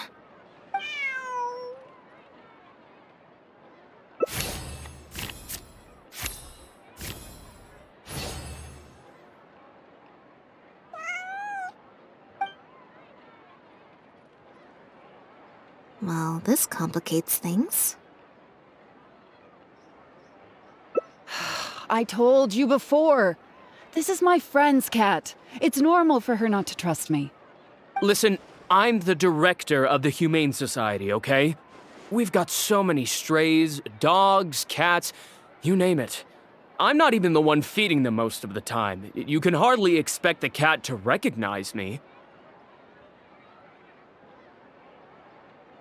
She just looked somewhat familiar, so I came to check, just in case. If she turns out to be one of ours, I'll take her back. Simple as that. Even if that's not the case, the Humane Society could still take her in, if no one else comes to claim her, that is. We're an organization that specializes in rescuing and sheltering stray animals. We've been in business for several decades now. I'm Bernard, the current director. The Humane Society. Huh. The name sounds familiar. I remember hearing good things. You're the one in the Quartier Lyonnais? Yes, that's the one. Anyway, if it's not too much trouble, could I possibly take a closer look at the cat? If it turns out I really am mistaken, I suppose that means the cat belongs to this lady here. She would be the only remaining option, after all. It belongs to my friend. Go on, Bonnie.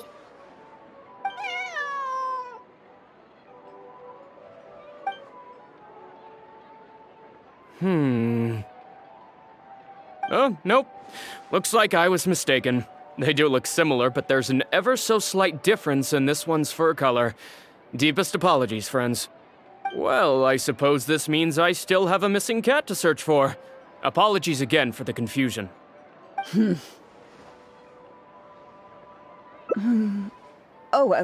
Yes, exactly. Wait a second. You lied earlier, didn't you? Lied? I'm afraid I don't know what you mean. A liar always has a tell.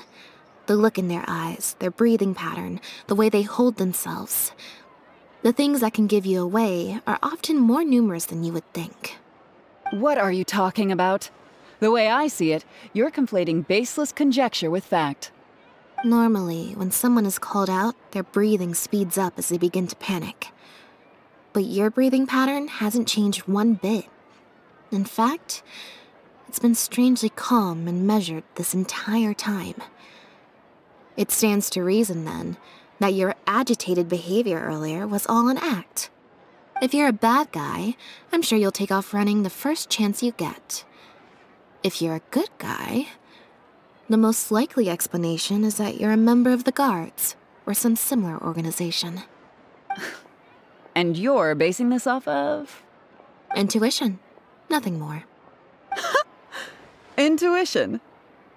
Well, I have to hand it to you, Lynette. You're right. I'm a member of the Guards. The name's Elodie. I'm currently investigating a cross-border smuggling case. This cat here, Bonnie was her name? Well, her owner is one of the prime suspects of our investigation. A couple of days ago, our suspect got wind that we were on his tail and fled. That's most likely how he got separated from the cat. I just so happened to stumble upon your notice in the Steambird, so I decided to see if he'd come back for her. But it looks like I overestimated him. The impact of this case has been huge. The Marechaussee Phantom, the Guards, and the Special Patrol have all launched investigations. If there was even the slightest chance that he would show himself, I had to follow up on the lead. A new kind of illegal drug, imitation synth. We confiscated all the synth on the market, but addiction isn't something that goes away overnight. Even without substances on the market, people are still looking for a way to get their next fix. And criminals are all too eager to capitalize on that addiction. That was the impetus for imitation synth. Needless to say, a small-scale market opened up very quickly. After the original synth debacle, we put several measures into place to prevent similar incidents from occurring. The perpetrators got smart, though, and shifted their sales overseas before those measures could kick in. That's when the imitation synth smuggling began. We only recently got word of the presence of imitation synth overseas. We managed to track down evidence of some early transactions. What we were able to find out, however, hasn't proven that useful given the amount of time that has passed. The Marechaussee Phantom launched an investigation to track down every person in Fontaine capable of producing a drug like that. That's how we learned about Bonnie's owner. He's a researcher at the Fontaine Research Institute. His name is Pierre. Pierre Lefebvre, to be exact. Lefebvre.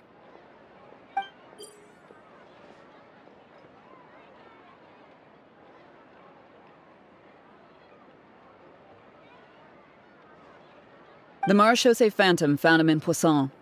In addition to the cat, he also had a pendant with him. At first, there wasn't much cause for suspicion. A search of his house didn't reveal much to go off of either. The Marechaussee Phantom very nearly left it at that. It was only later that we realized the coat of arms on his pendant belonged to none other than the Lefebvre family, one of the most infamous aristocratic families in Fontaine. Obviously, this discovery prompted a further investigation into Pierre. At that point, however, we discovered that he'd already fled. Now the guards and the Special Patrol are all searching for him. That's not possible, actually. The Lefebvre family has been gone for a long time. Exactly. Many years ago, several important members of the family, including the patriarch, were murdered by an assassin of unknown origin. From that point on, family's power and influence took quite the hit. The family is engaged in all manner of crimes. As you can imagine, there's no shortage of people waiting in the wings to take their revenge. And with the family severely weakened, they were able to do just that. Most of the remaining family members succumbed to sickness or hunger. The ones that survived are currently living out their days under a new identity. Pierre is one of those very survivors. He's been hiding away in the Fontaine Research Institute all these years. His true identity unbeknownst to all. Until now, that is. Well, my fellow guards have told me all about how smart and courageous you both are. And I know you possess a strong sense of justice.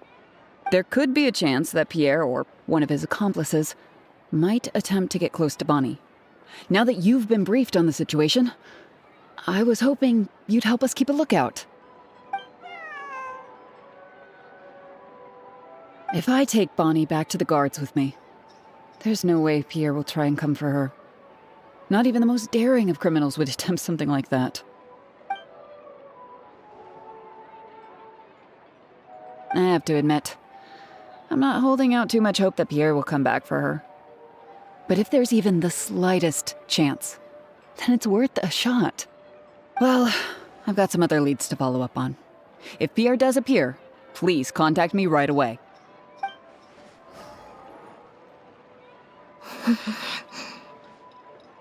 It's nothing. I'm fine. It's just the head of the Lefebvre family. He was the eminent person who kidnapped me all those years ago. It was at a dinner party. Someone tricked me into boarding the Lefebvre family carriage. Whoever it was, they took me back to their home. But before anything worse could happen, Father intervened. Yep.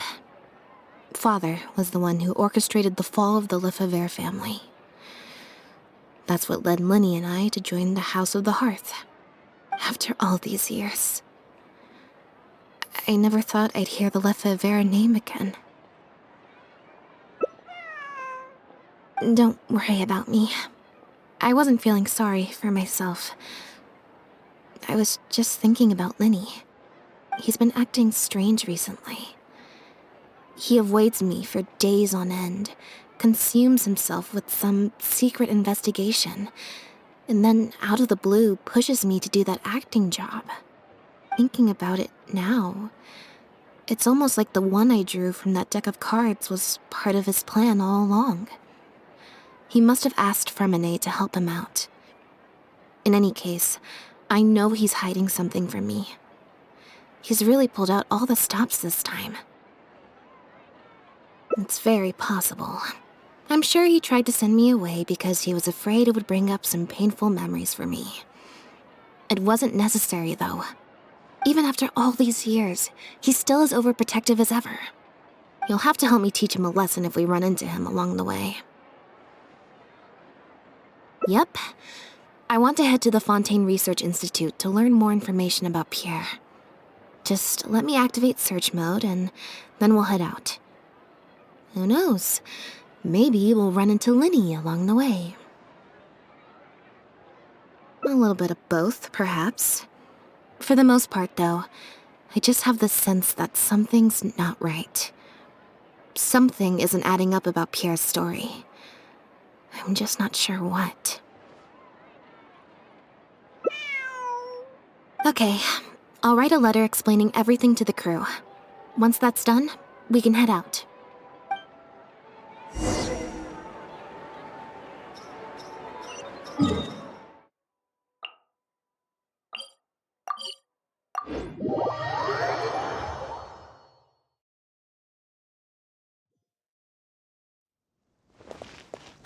Take me up! Lynette, you're, not at rehearsal? You can drop the act, brother. In fact, I don't think either of us will have a need for acting anytime soon. You should know better than to try and keep something from me. You've never been able to do that, even when we were kids. And that's why I tried to distract you with the masked mime show. But I guess you're just too good. Care to introduce us to your new assistant? This is Officer Shavras, captain of the Special Security and Surveillance Patrol. You may have met her already. Nice to see you. I should clarify something. Mr. Linney's here at my invitation, not the other way around. To borrow your expression, Miss Lynette, I suppose that would make him my assistant more than anything. We've brought on Mr. Linney as a consultant in the past. He was instrumental in helping us crack a case involving a perpetrator who used magic tricks to commit crimes. I was hoping he'd be able to provide some valuable insight this time around as well. So you've heard everything then? That's exactly why we're here. There's always been questions surrounding the fall of the Lefebvre family. Some people even believe the House of the Hearth was involved. Whoever was behind it all was extremely cautious. They didn't leave a shred of evidence. This very fact, however, leads me to believe it was indeed the work of that harbinger. I took a look at the entrance and exit records of all the carriages that night. Let's just say it wasn't hard to deduce that there's ill will between you two. Don't worry, I don't have any evidence to that effect, and I certainly don't plan on going to bat for such a despicable family. Plus, you were victims back then more than anything. I sought Mr. Linney's help with the smuggling case. Nothing more. The way I look at it, it's a collaboration between us as people, not the organizations we represent. Besides, by working together, we can expose the truth as quickly as possible. You can hardly say that's at odds with the justice my organization strives for. Not at all.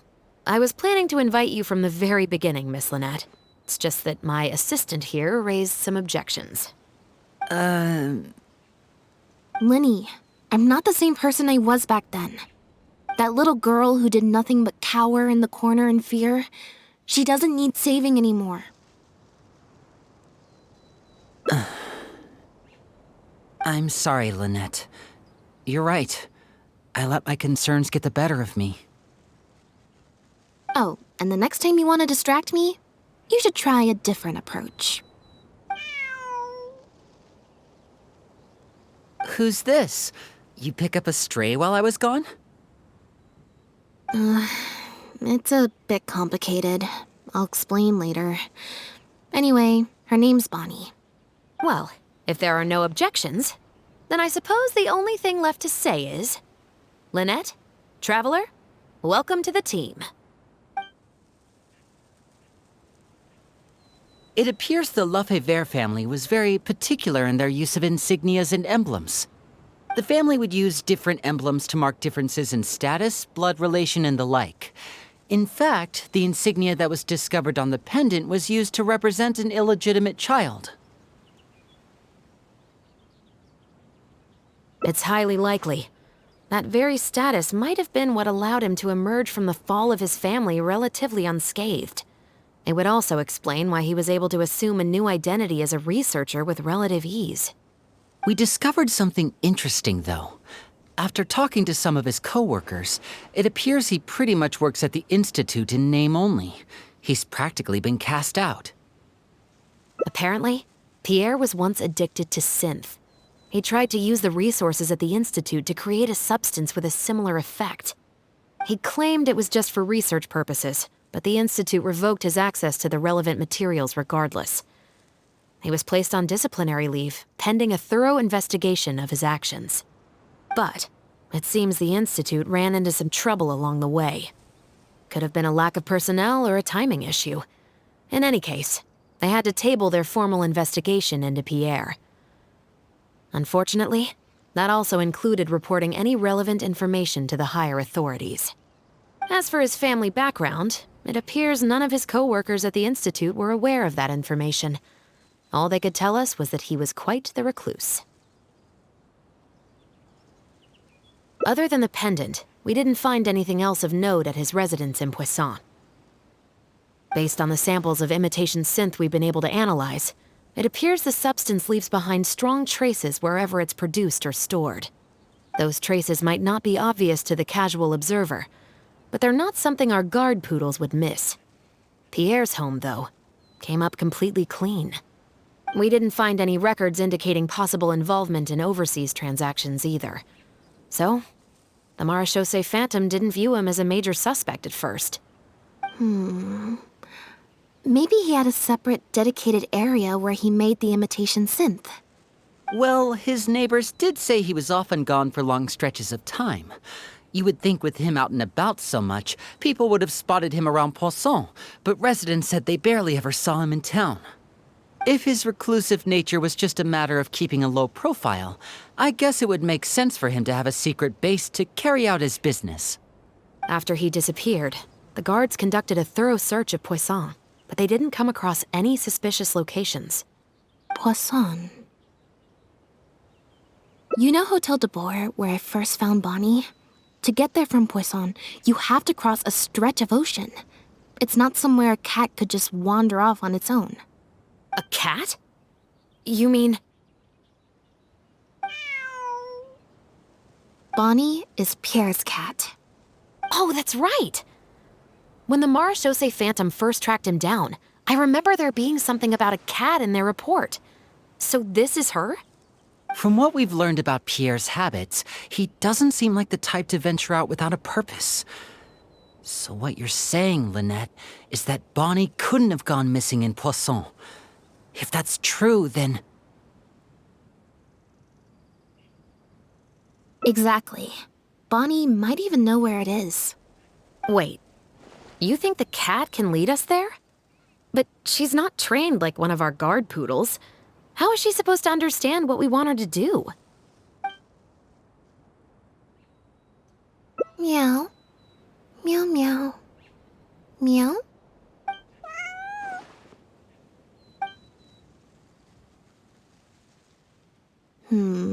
Near the coast, the beach, and beneath the cliffs. The place we're looking for is most likely north of the court of Fontaine. Well, I've certainly never taken a witness statement like this before. Well, if it works out, maybe it's something worth getting used to. Cats and humans are actually pretty alike. When it comes to communication, most of what we want to convey can be accomplished through body language alone. But humans tend to rely too much on speech to ever take advantage of that fact. Of course, body language has its limitations. You're not going to be able to get across anything too complicated. The important thing is that we now have a lead. Let's try and find a place that matches the clues Bonnie gave us.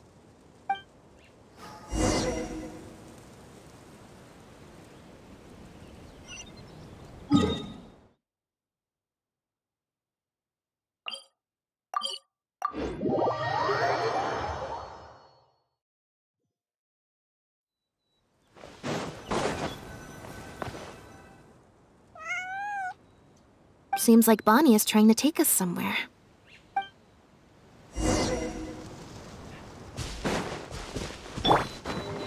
Strike a pose!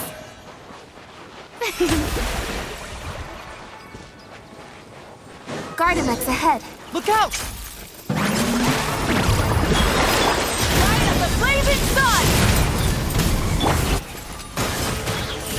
Wings of darkness! Come, sever na- Ha! Bullseye!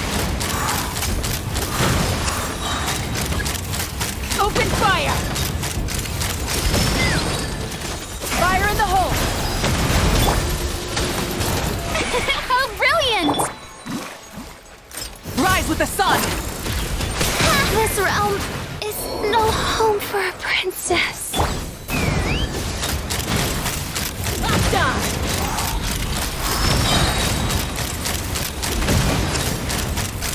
Bullseye!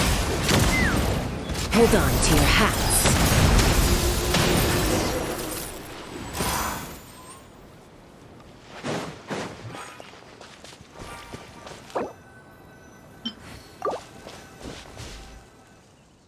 Wow, Lynette, you found this place so easily. If I thought there was any chance you'd say yes, I'd recruit you into the Special Patrol here and now, no questions asked. Sounds familiar. I pretty much receive letters daily from people trying to poach her from me. Let's just focus on our search. There's a lot to investigate.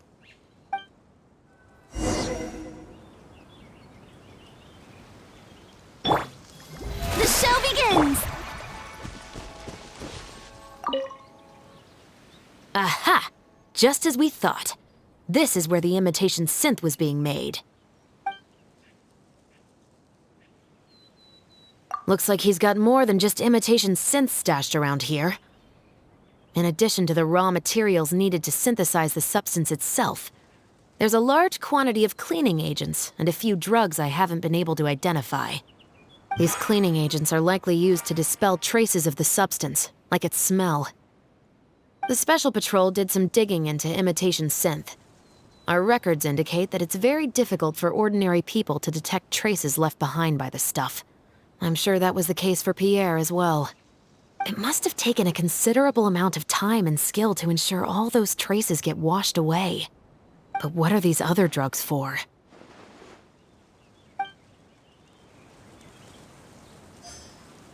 How brilliant!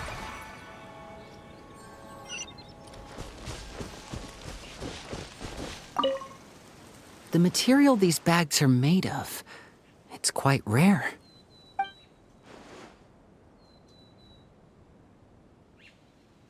It's the very same, actually. Romaritime flower fiber. But there's something special about the composition of these bags. I took a closer look, and it appears they're not only waterproof, but also corrosion and leak resistant. Even the strings look specially designed to keep the bags closed nice and tight. I came across some bags made of the same material just now, but they were much smaller and thinner. From the look of them, they seemed far less durable as well. Very similar, actually. Normally, it would be easy for a guard poodle to sniff out the imitation synth, but if it was sealed away in a bag like that, it might be possible to elude detection for some time. But what could these big bags be for then? If the goal is to keep the imitation synth hidden and sealed away, these bags seem a bit too conspicuous.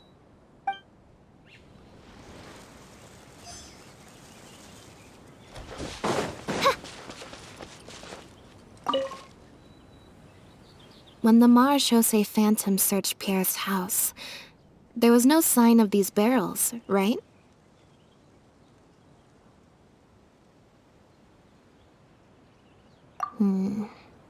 You're right. That doesn't seem like his way of doing things. How did he get them here, then?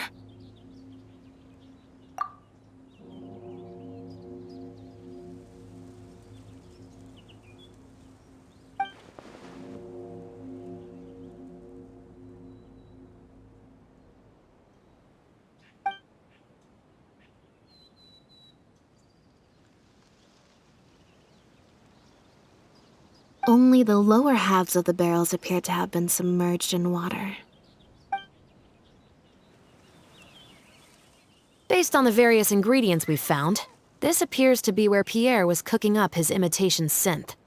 It looks like he used a special cleaning agent to get rid of any residual traces of the substance on his person before he left. That's how he was able to get past the guard poodles. So then he transferred the imitation synth into small sealed bags and took it somewhere else for the drop-off. No. I don't believe our suspect is the kind of person who'd go around carrying incriminating evidence with him. That would potentially create too many eyewitnesses. The cleaning agent and the sealed bags might get past the guard poodles, but if a member of the public or even a guard on patrol happened to see him during the drop-off, a quick search would reveal everything. That's still a very risky operation.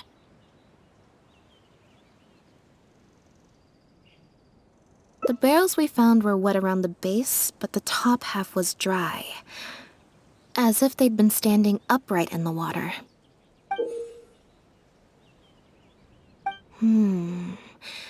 If you put a barrel in the water, it will normally float on its side. Unless it's heavily loaded, in which case it'll sink.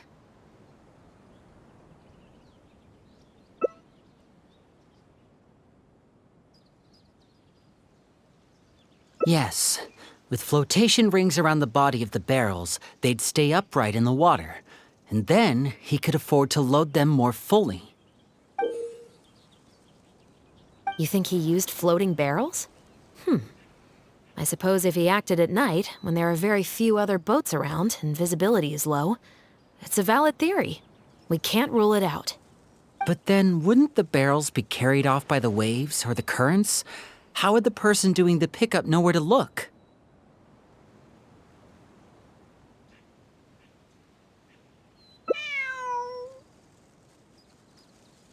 Traveler, can you come take a dip in the sea with me? I have a feeling that somewhere down there, we might find some rope. If a rope can be used to keep a pet from running away, then why not a barrel?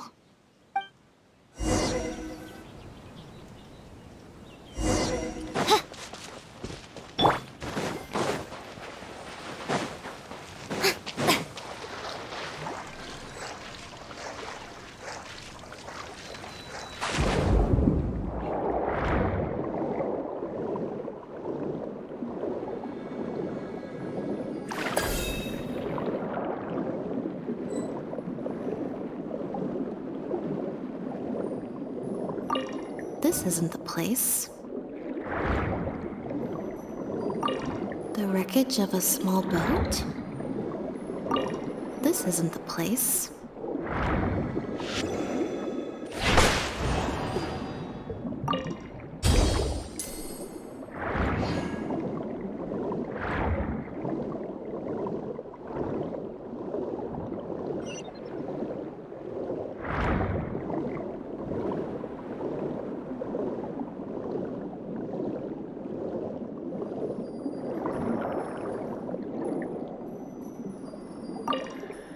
Got it. Time to go up and report.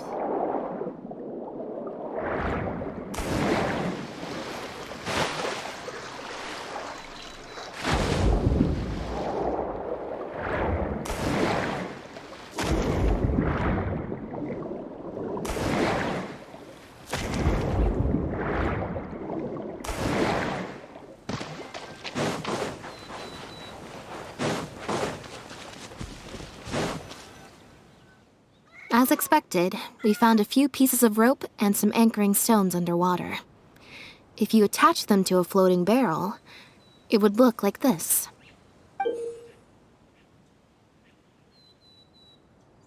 With this anchoring system, it would be possible to use floating barrels for the drop-off. You would just need to drop them in the water at the agreed-upon location. We also came across the wreckage of a small boat. It must have been left out on the water and capsized due to the force of the wind and waves. Its small size, however, would have made it perfect for staying undetected. Let's talk this through. Based on the evidence we've collected, it seems like Pierre would row a small boat out to the agreed-upon transfer point. drop off the barrels, leave, and then row back and retrieve them after the transfer was complete. It could be that he was trying to avoid meeting up with his associate face to face. As one of the sole survivors of the Lefebvre family, maybe he was just used to that sort of elusive lifestyle. It seems like Pierre deliberately chose the floating barrel method so that the goods could be dropped off and picked up at separate times. That way, the two parties wouldn't have to meet each other. Well, if that's the case, they must not have a very close working relationship. Let's not jump to any conclusions just yet. Assumptions can be detrimental to solving a case. It's possible they were just trying to keep a low profile. Two boats sailing to the same location at once could be too conspicuous. The most important thing is that we can now confirm Pierre wasn't acting alone. The floating barrel drop-off system is proof enough of that. Let's say for now that he was only in charge of producing the imitation synth. That would mean there has to be at least one other person involved in the operation, likely in charge of transporting the goods across the border.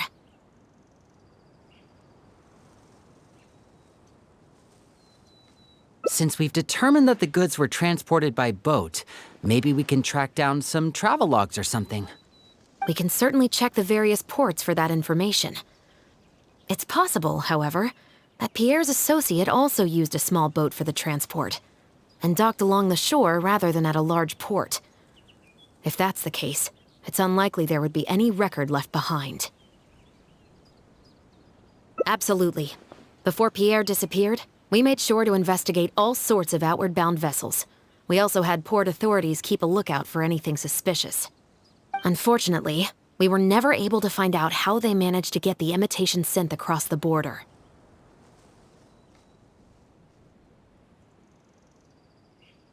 You're right. Whatever vessel was used for the pickup, the person responsible for smuggling the substance out of Fontaine would have had to use a larger vessel for the actual transport. That's the only way they would be able to smuggle on a large enough scale to make a profit. They must have found a way to disguise the imitation synth to clear port inspections.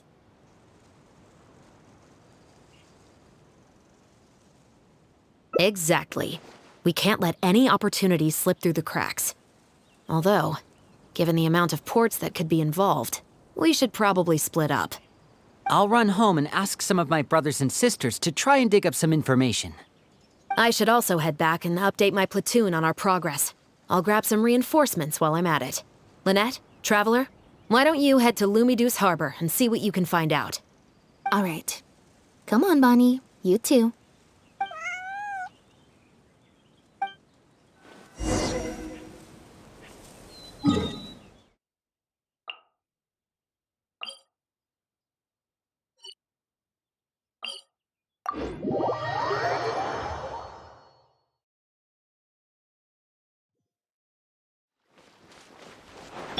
Take me up!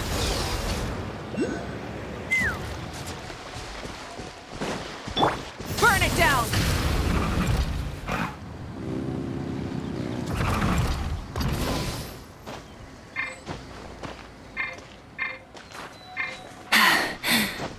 Phew.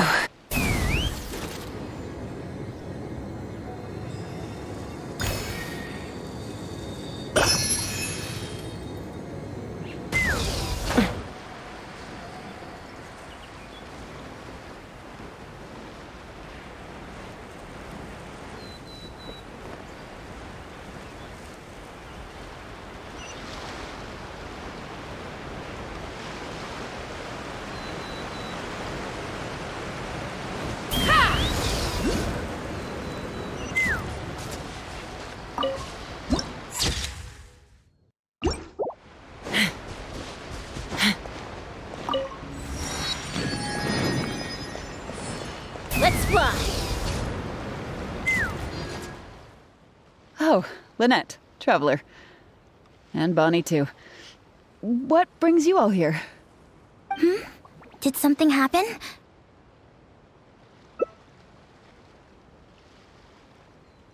Oh.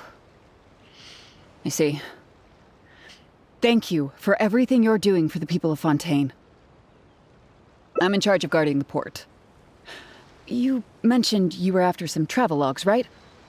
I can go fetch those for you. Looks like I've got another hard day of work ahead of me. No, not usually. It's this incident that happened recently. Before that, everything was normal. All we had to do was confiscate anything suspicious and we could call it a day. Pretty simple stuff. But things are much more complicated now. We somehow let suspicious cargo pass through the port undetected. Not even our guard poodles were able to sniff it out. Even worse, we still don't know how the perpetrator was able to conceal the goods so well. By suspicious cargo, do you mean imitation synth? Yep. However, prohibited substances are just one example. We confiscate all sorts of contraband during the course of our inspections. Or at least, we're supposed to. So what happens to the goods you confiscate? Oh, we keep them in a storage locker. If they turn out to be something particularly dubious, we'll turn them over to the Maison Orderly. If the goods are only slightly suspicious but could otherwise be harmless, like raw materials that could potentially be used to create contraband, we return them to the ship they were confiscated from, instead of letting them pass through the port. Sorry for the wait. These are the travel logs for all the recent activity at the port. Oh, you brought Gerard with you. Actually, he followed me here himself. It's like he smells something on me.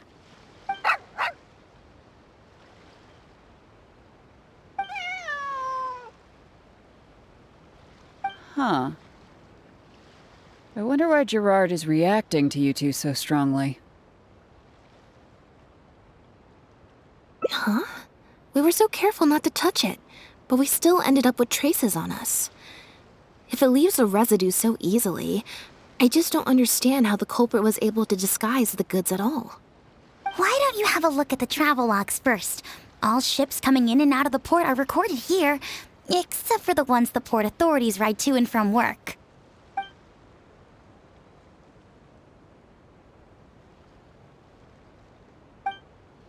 The Humane Society. Their name is all over the exit logs. The purpose for leaving is always listed as overseas adoption. Ah, the director of the organization explained that, actually.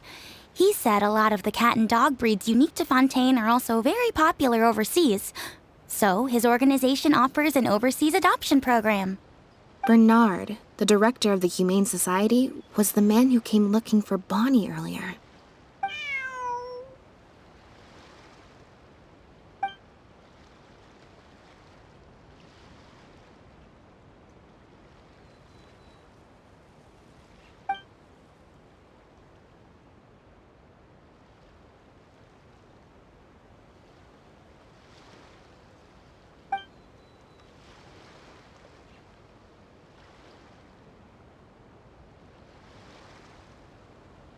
Have you figured it out too, Traveler?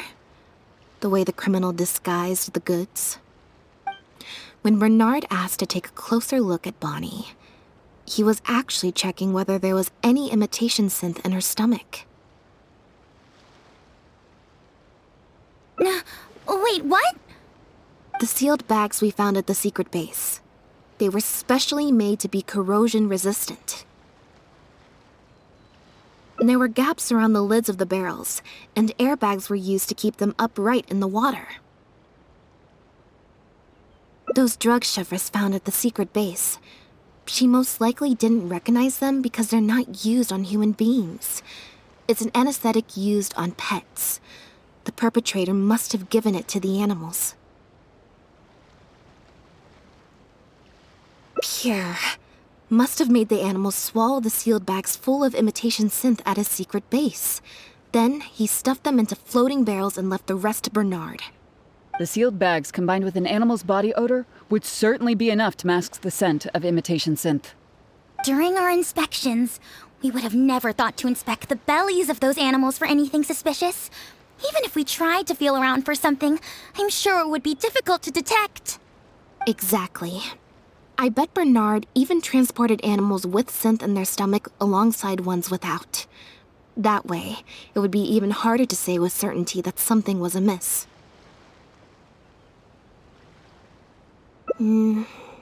She's probably in the clear.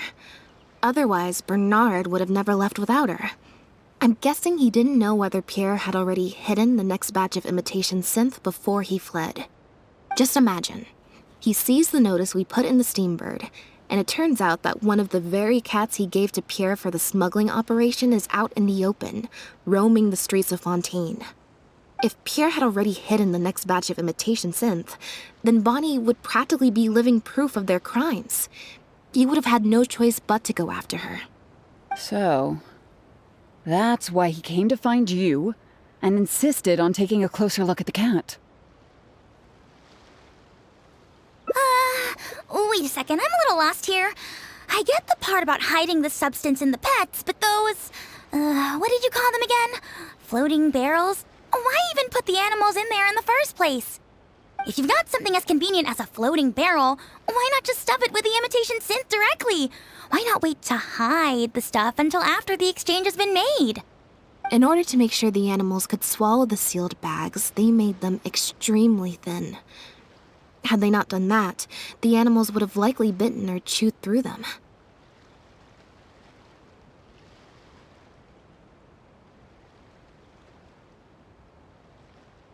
That step would have required a lot of energy, as well as a certain amount of technical expertise, so it was better left to the more experienced Pierre. We've already proven how easy it is to pick up trace amounts of imitation synth, so I'm sure Bernard was taking all the precautions he could to avoid the same fate.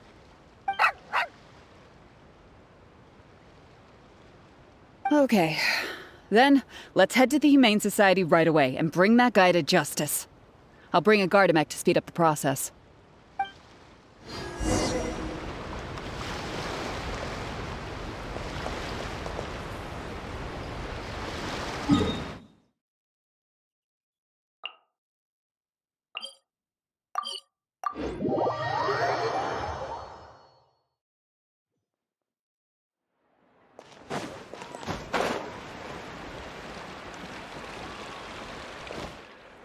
The headquarters of the Humane Society should be somewhere around here.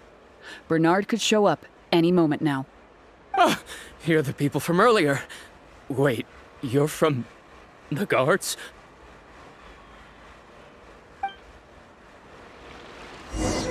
After him! We can't let him get away!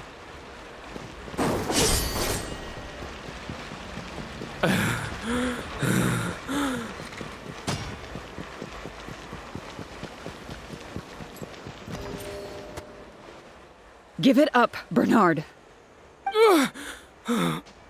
Mercy, have mercy. I'll talk. I'll tell you everything I know. The Humane Society has done so much good over the years, and yet you have committed such an atrocious deed in its name. Look, I didn't have a choice, okay? My father cared about those blasted animals so much, he didn't bother to take care of his human wife and son at all. While those animals were showered with love, I lived worse than a dog. No one asked. Tell me, how did you first get to know Pierre? Well, after I took over the Humane Society, it gradually became harder and harder to maintain its operations. Until one day, someone suddenly passed me a letter. It said that I could stand to get a large sum of money as long as I helped them to transport some animals abroad. It was only after a few such transports that I finally understood what I was really transporting. But then, Pierre wrote to me, saying that we were already partners in crime and that I better keep cooperating with him if I didn't want to be reported to the guards. I would order wooden barrels and flotation devices according to his instructions, and then load the sleeping animals onto a boat. Once I sailed to the location he provided, I would dump everything together into the sea. And a few days after that, I'd come by again in my boat and pick up the animals sleeping in the barrels. Once I had received enough of them, I'd bring them to the harbor to be adopted abroad. That guy, Pierre, he was running the entire show. He set up all the meeting times and found all the foreign adopters. Oh, and he even supplied all of the goods, too. I just did the transport. He was the one who planned out and executed everything else. Look, I don't know, okay? I've never ever met him in person. We've only ever communicated through letters. And when did he send his final letter to you? Just last night, he said that the Marechaussee Phantom is now after him, so he's planning to go into hiding for some time. He didn't mention where he's thinking about going, though, but he did tell me to look out for the guards. It's been a few days since Pierre's last appearance. I'd wager that he sent that letter after he found his hiding spot. I burned them. It was on his orders. I had to burn every letter after reading them. I wasn't even allowed to share them with the rest of the Society employees. Sure sounds like you're trying to use the lack of witnesses or evidence to pin the blame on Pierre. No, I swear, this time I'm only telling you the truth. Well, we can check the truth of your statements at the Opera House. I hope you know what'll be coming for you if I were to find any discrepancy between the evidence and the testimony you just gave. I know, I swear I was just telling the truth. My thanks to you both. Had it not been for you, I really don't know what would have happened to this case. Bonnie helped, too. That's true. It was all thanks to her that Bernard was finally exposed.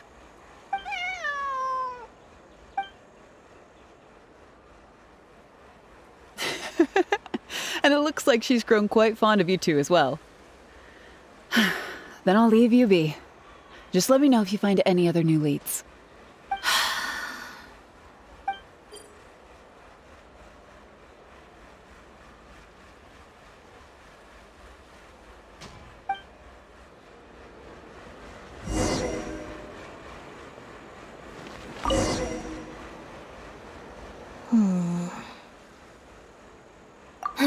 It was that obvious, huh?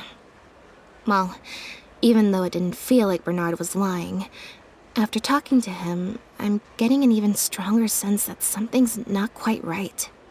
We investigated so quickly that perhaps we've missed a thing or two along the way. Let me activate deduction mode and consider things again from the top to see if we can find anything new. Is there still anything unresolved or strange that we should try to consider? The Marechaussee Phantom found Bonnie and the Lefebvre pendant at Pierre's residence. That was the beginning point of our investigation.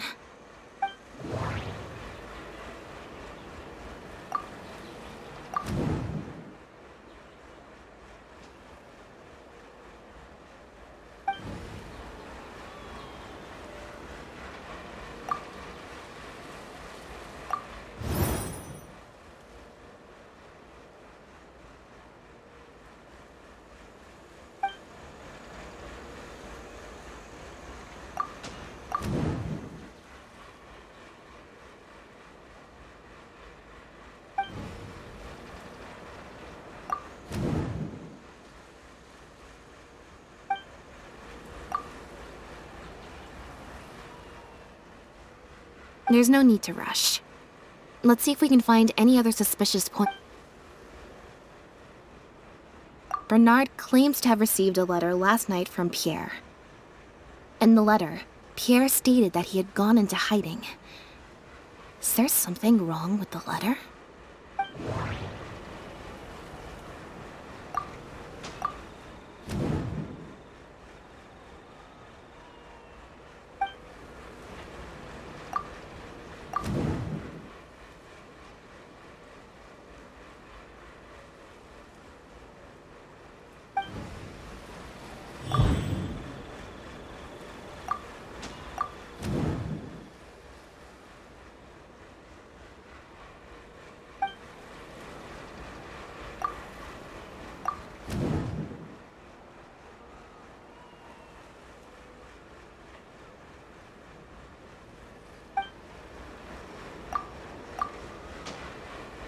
If Bonnie had imitation synth in her body, then she was a liability that had to be recovered at all costs.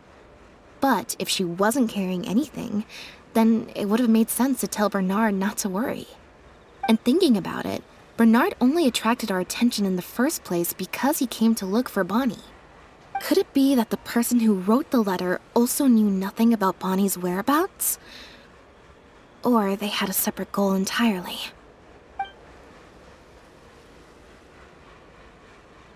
Well, we've discovered that Bernard is responsible for the trafficking, while Pierre deals with supplying the goods. Is there something else in this scheme that we're missing?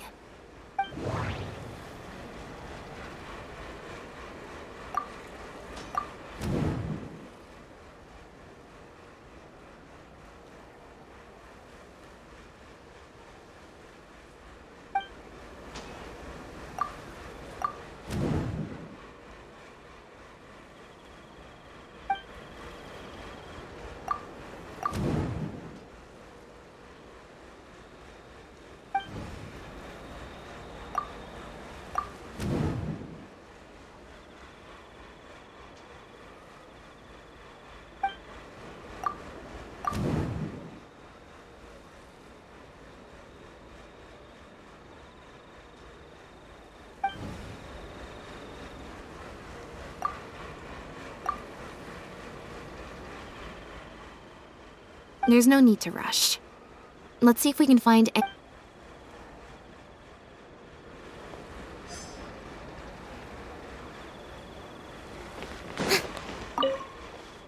Now behave, and follow me to the interrogation room. Ow! That hurt. Ow!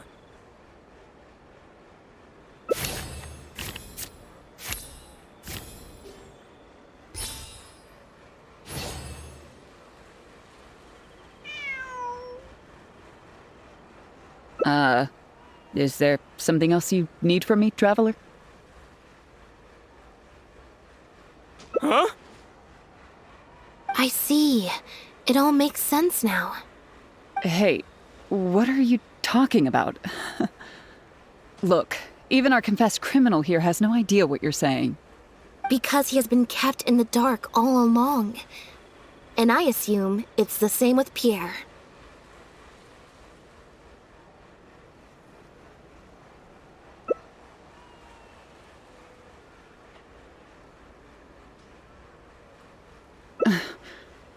That never quite added up for me. Why did Pierre feel compelled to return to his home with Bonnie and the pendant, and make them so easy to find for the Marechaussee Phantom?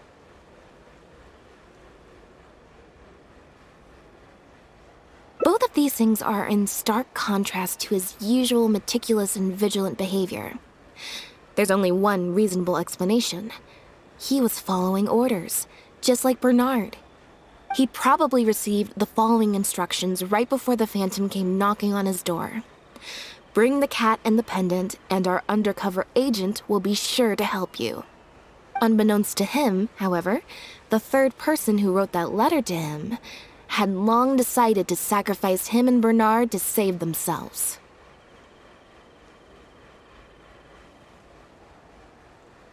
What? You can't be serious. There was a third person involved? If you focus only on Bernard's testimony, it's easy to believe that only Bernard and Pierre were working together. The case appeared extremely simple. Bernard did the trafficking, Pierre the imitation synth production, drugging, and stuffing.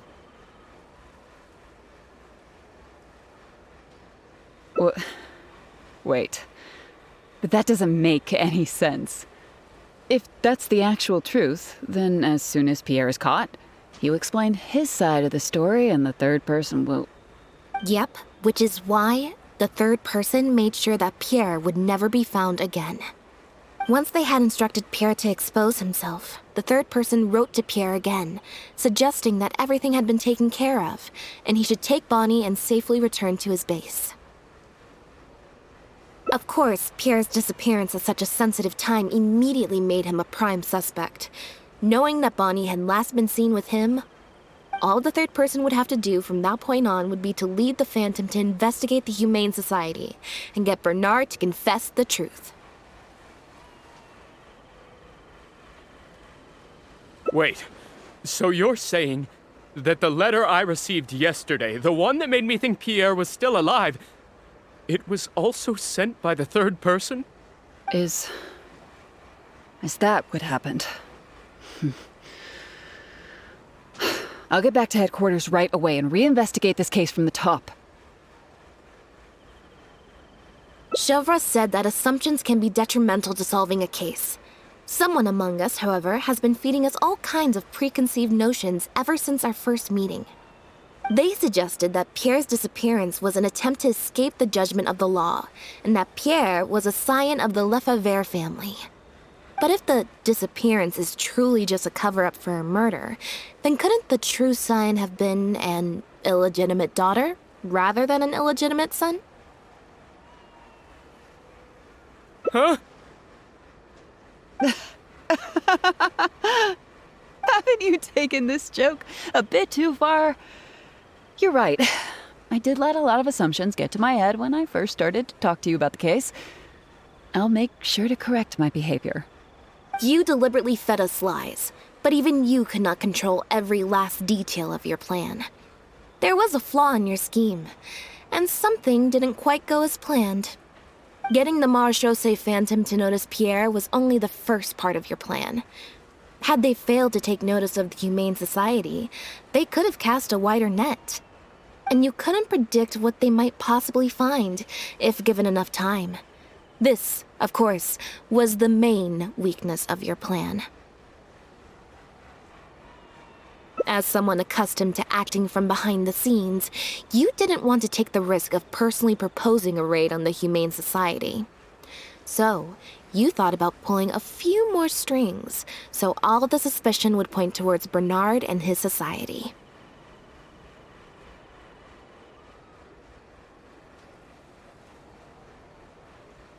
Once the Phantom expanded their search, it would only be a matter of time before they found Pierre's base. If a cat last seen with the suspect turned up dead at the imitation synth base, it wouldn't be long until the Phantom would figure out exactly how she had been mistreated and turn their eyes towards the one organization that has been sending boatloads of animals out of Fontaine. It was probably during your ambush of Pierre. You didn't even have the time to check if she had already been stuffed full of imitation synth.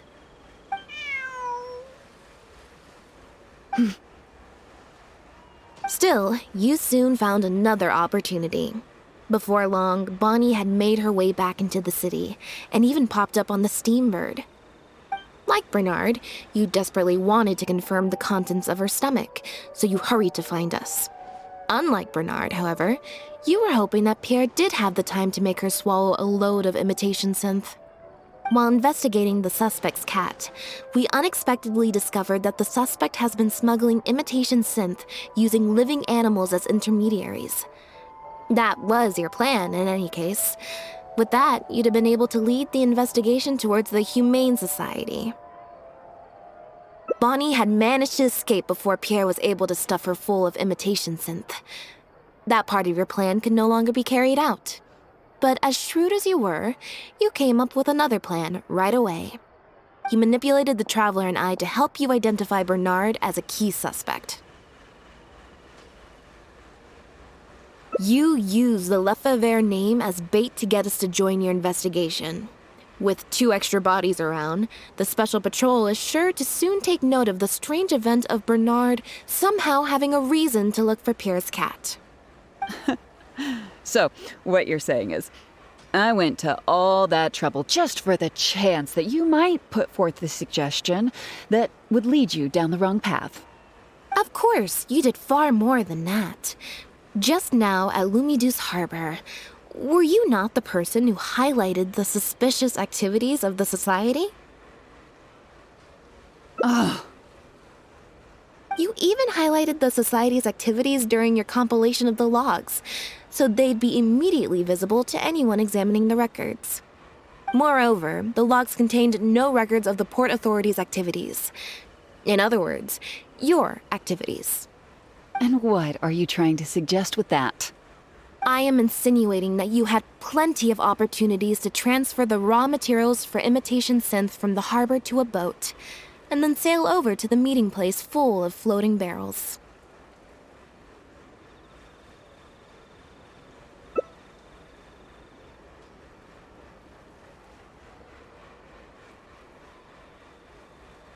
And that's how neither the trafficker nor the manufacturer knew there was a third person who supplied the raw materials and surreptitiously operated between them.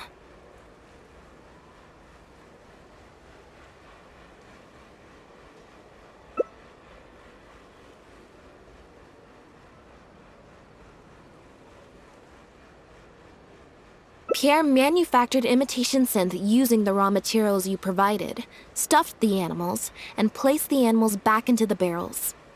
Having received the green light from you as Pierre, Bernard then retrieved his animals and shipped them out of Fontaine once he had received enough for a full batch. This is the truth behind your smuggling ring. I can't believe it. I never put two and two together. You've sure got an extremely lively imagination. So what do you think she's going to say next? Ever thought about a career in writing crime novels, huh? It appears that it's quite easy to predict what you'll think or say. Then if we apply that to this case, we can also think of a few places to look for incriminating evidence. You know very well that this case will not end until Pierre is found, so you will have him commit suicide out of fear and shame to end the investigation for good. That way, you can also pin the blame for the overseas smuggling activities, the theft of the harbor's confiscated raw materials, and even the Lefebvre name on him. After all, dead men tell no tales. But you still want it to appear as if he had sent that last letter to Bernard, so you have to make sure he cannot be found until after Bernard has confessed to the authorities. To do that, you either will hide his body until you've found an appropriate time to set up a fake suicide scene, or you'll dump it someplace where it'll be hard to determine the exact time of death. Submerged in water, for instance. The location would ideally allow you to keep the body hidden for some time while also letting you keep an eye on it. There are only so many options to hide a person's time of death after all. As long as the Phantom investigates each of the possibilities in turn, they'll surely find Pierre's remains. Especially since, as the prime suspect who will now be taken into custody, you will no longer have the time to move him or set up a fake suicide scene to cover up the murder. How absurd. And on what grounds will you order my arrest? Don't think for a second that your spouts of nonsense will amount to any kind of real argument. After all, I'm... Elodie Lefebvre! As the captain of the Special Security and Surveillance Patrol, I hereby declare you as a suspect in the case. If you have any objections, you may raise them later during interrogation. That's right. We received a message from Lumiduce Harbor that you were going to investigate the Humane Society. We didn't expect to run into you at such a critical moment.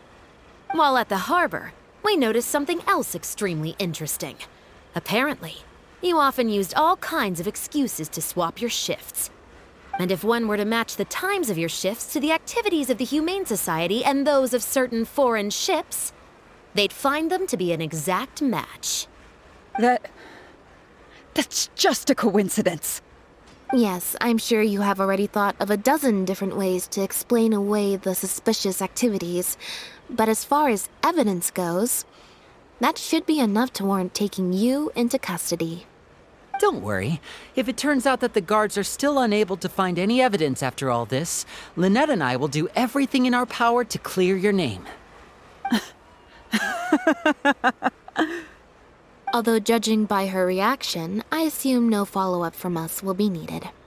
The Lefebvres were infamous for using disguise and infiltration to achieve their goals. Who would have thought that they would have planted someone within the guards? Judging from the timeline, they likely arranged for you to enter the guards before the fall of the clan. But they probably didn't expect you to turn it to your advantage and use your job to save yourself during the purge. Not only that, but you actively participated in the interrogation, arrest, and judgment of the Lefebvres during their fall, thus clearing yourself of suspicion. You brutally and cruelly abandoned your allies as soon as they outlived their usefulness, just like a lizard cutting off its own tail in order to live. You've been doing this for years. So you played me like a fool after all? Ah!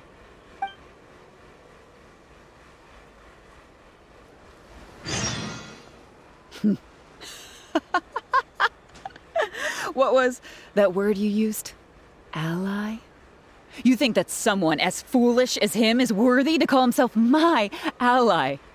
They were worthless scum, all of them. Not just Bernard and Pierre, but those Lefebvres too. They always just saw me as a tool. I lost all my chances of a normal life just because I was born into their lot. Not only that, but because they wanted me to become an undercover agent, they stripped me of my name, too. I had to live in constant fear of them while they were alive. And even once they were gone, I had to continue to bury my heritage and my name. Always worrying that their enemies would come knocking at the door. Do you know anything about what I've been through over all these years? My life as the last Lefebvre? I don't, and neither do I care. Are you for real? Aren't you a Lefebvre victim too? Elodie, you're the only one still living under the shadow of a name. That's enough. Keep your hands where I can see them and do not resist arrest. If you have more to say, save it for the interrogation room. What a joke. What a joke! Hey! Don't come any closer! What's that?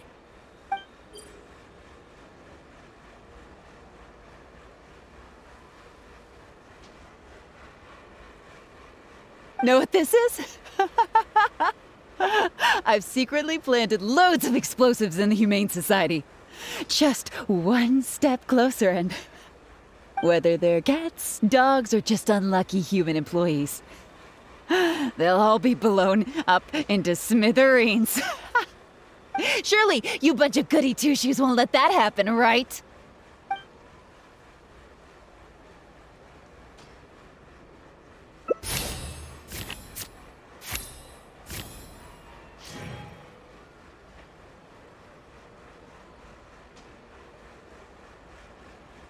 That's enough! I have nothing left to say to any of you! Gardamex, get him!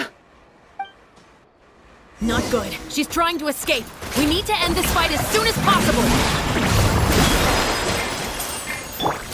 Rise with the sun! Wrath from the sky!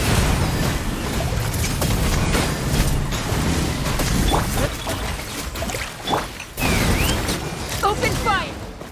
Busted so quickly, huh? Good thing I've already bought enough time to escape. Ah!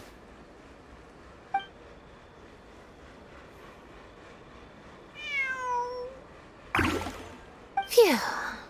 So I was right after all. It's easier to deal with the person causing the problem than the problem itself. This is it. Looks like it's just a toy. Guess that's probably why she suddenly flipped and knocked out Bernard. He probably knew that there were no explosives at the Society. Well, given that she never even showed her face to Bernard and Pierre, I had my doubts that she'd have gone to the Society in person to plant explosives. Thank you for your help, everyone. I'll take them back for thorough questioning, and find someone better to take over the Humane Society. I might need a few statements from everybody. Would you be able to come with me? If statements are all you need, can Linny provide them on my behalf? I still need to go back and explain some things to the crew. I also had an appointment with the Traveler before we got interrupted. Ah, so you do remember. Yes, I invited you to come over to our place. Once I'm done talking with the troupe, I'll make a nice cup of tea and bring Bonnie to wait for you outside of my door.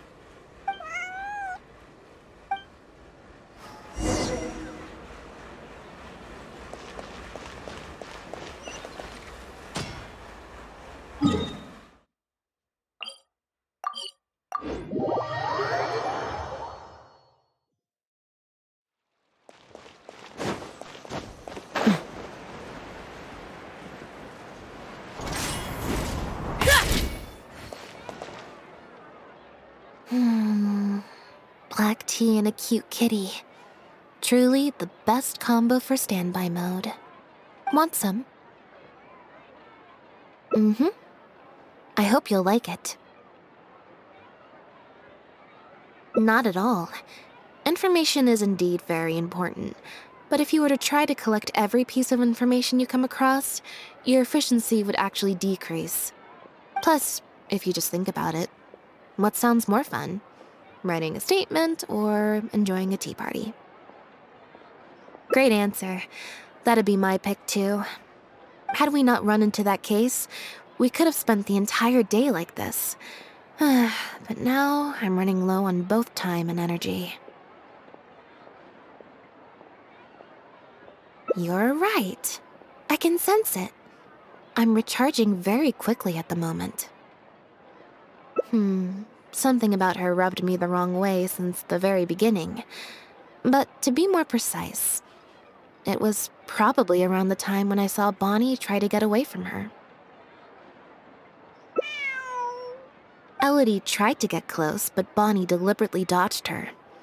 Maybe Bonnie had tried to evade her before at Pierre's base. Or perhaps Bonnie just instinctively knew that she wasn't a good person. Not everyone who likes cats is a good person. But if cats like you, you're probably alright. Humans tend to overthink things, but cats rely on their instincts, and they're pretty sharp. I mean, just look at Bonnie. She took a liking to you the moment you met.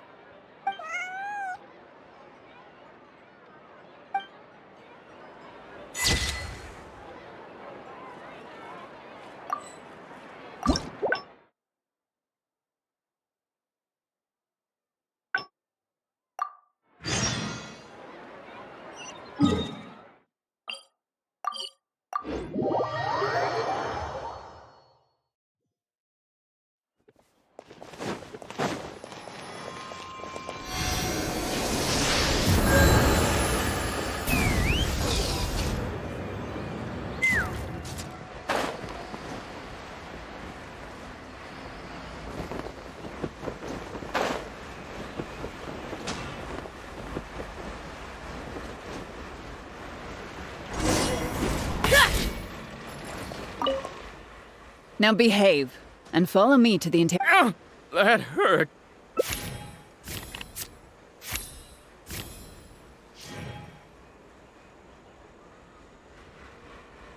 Is everything really over?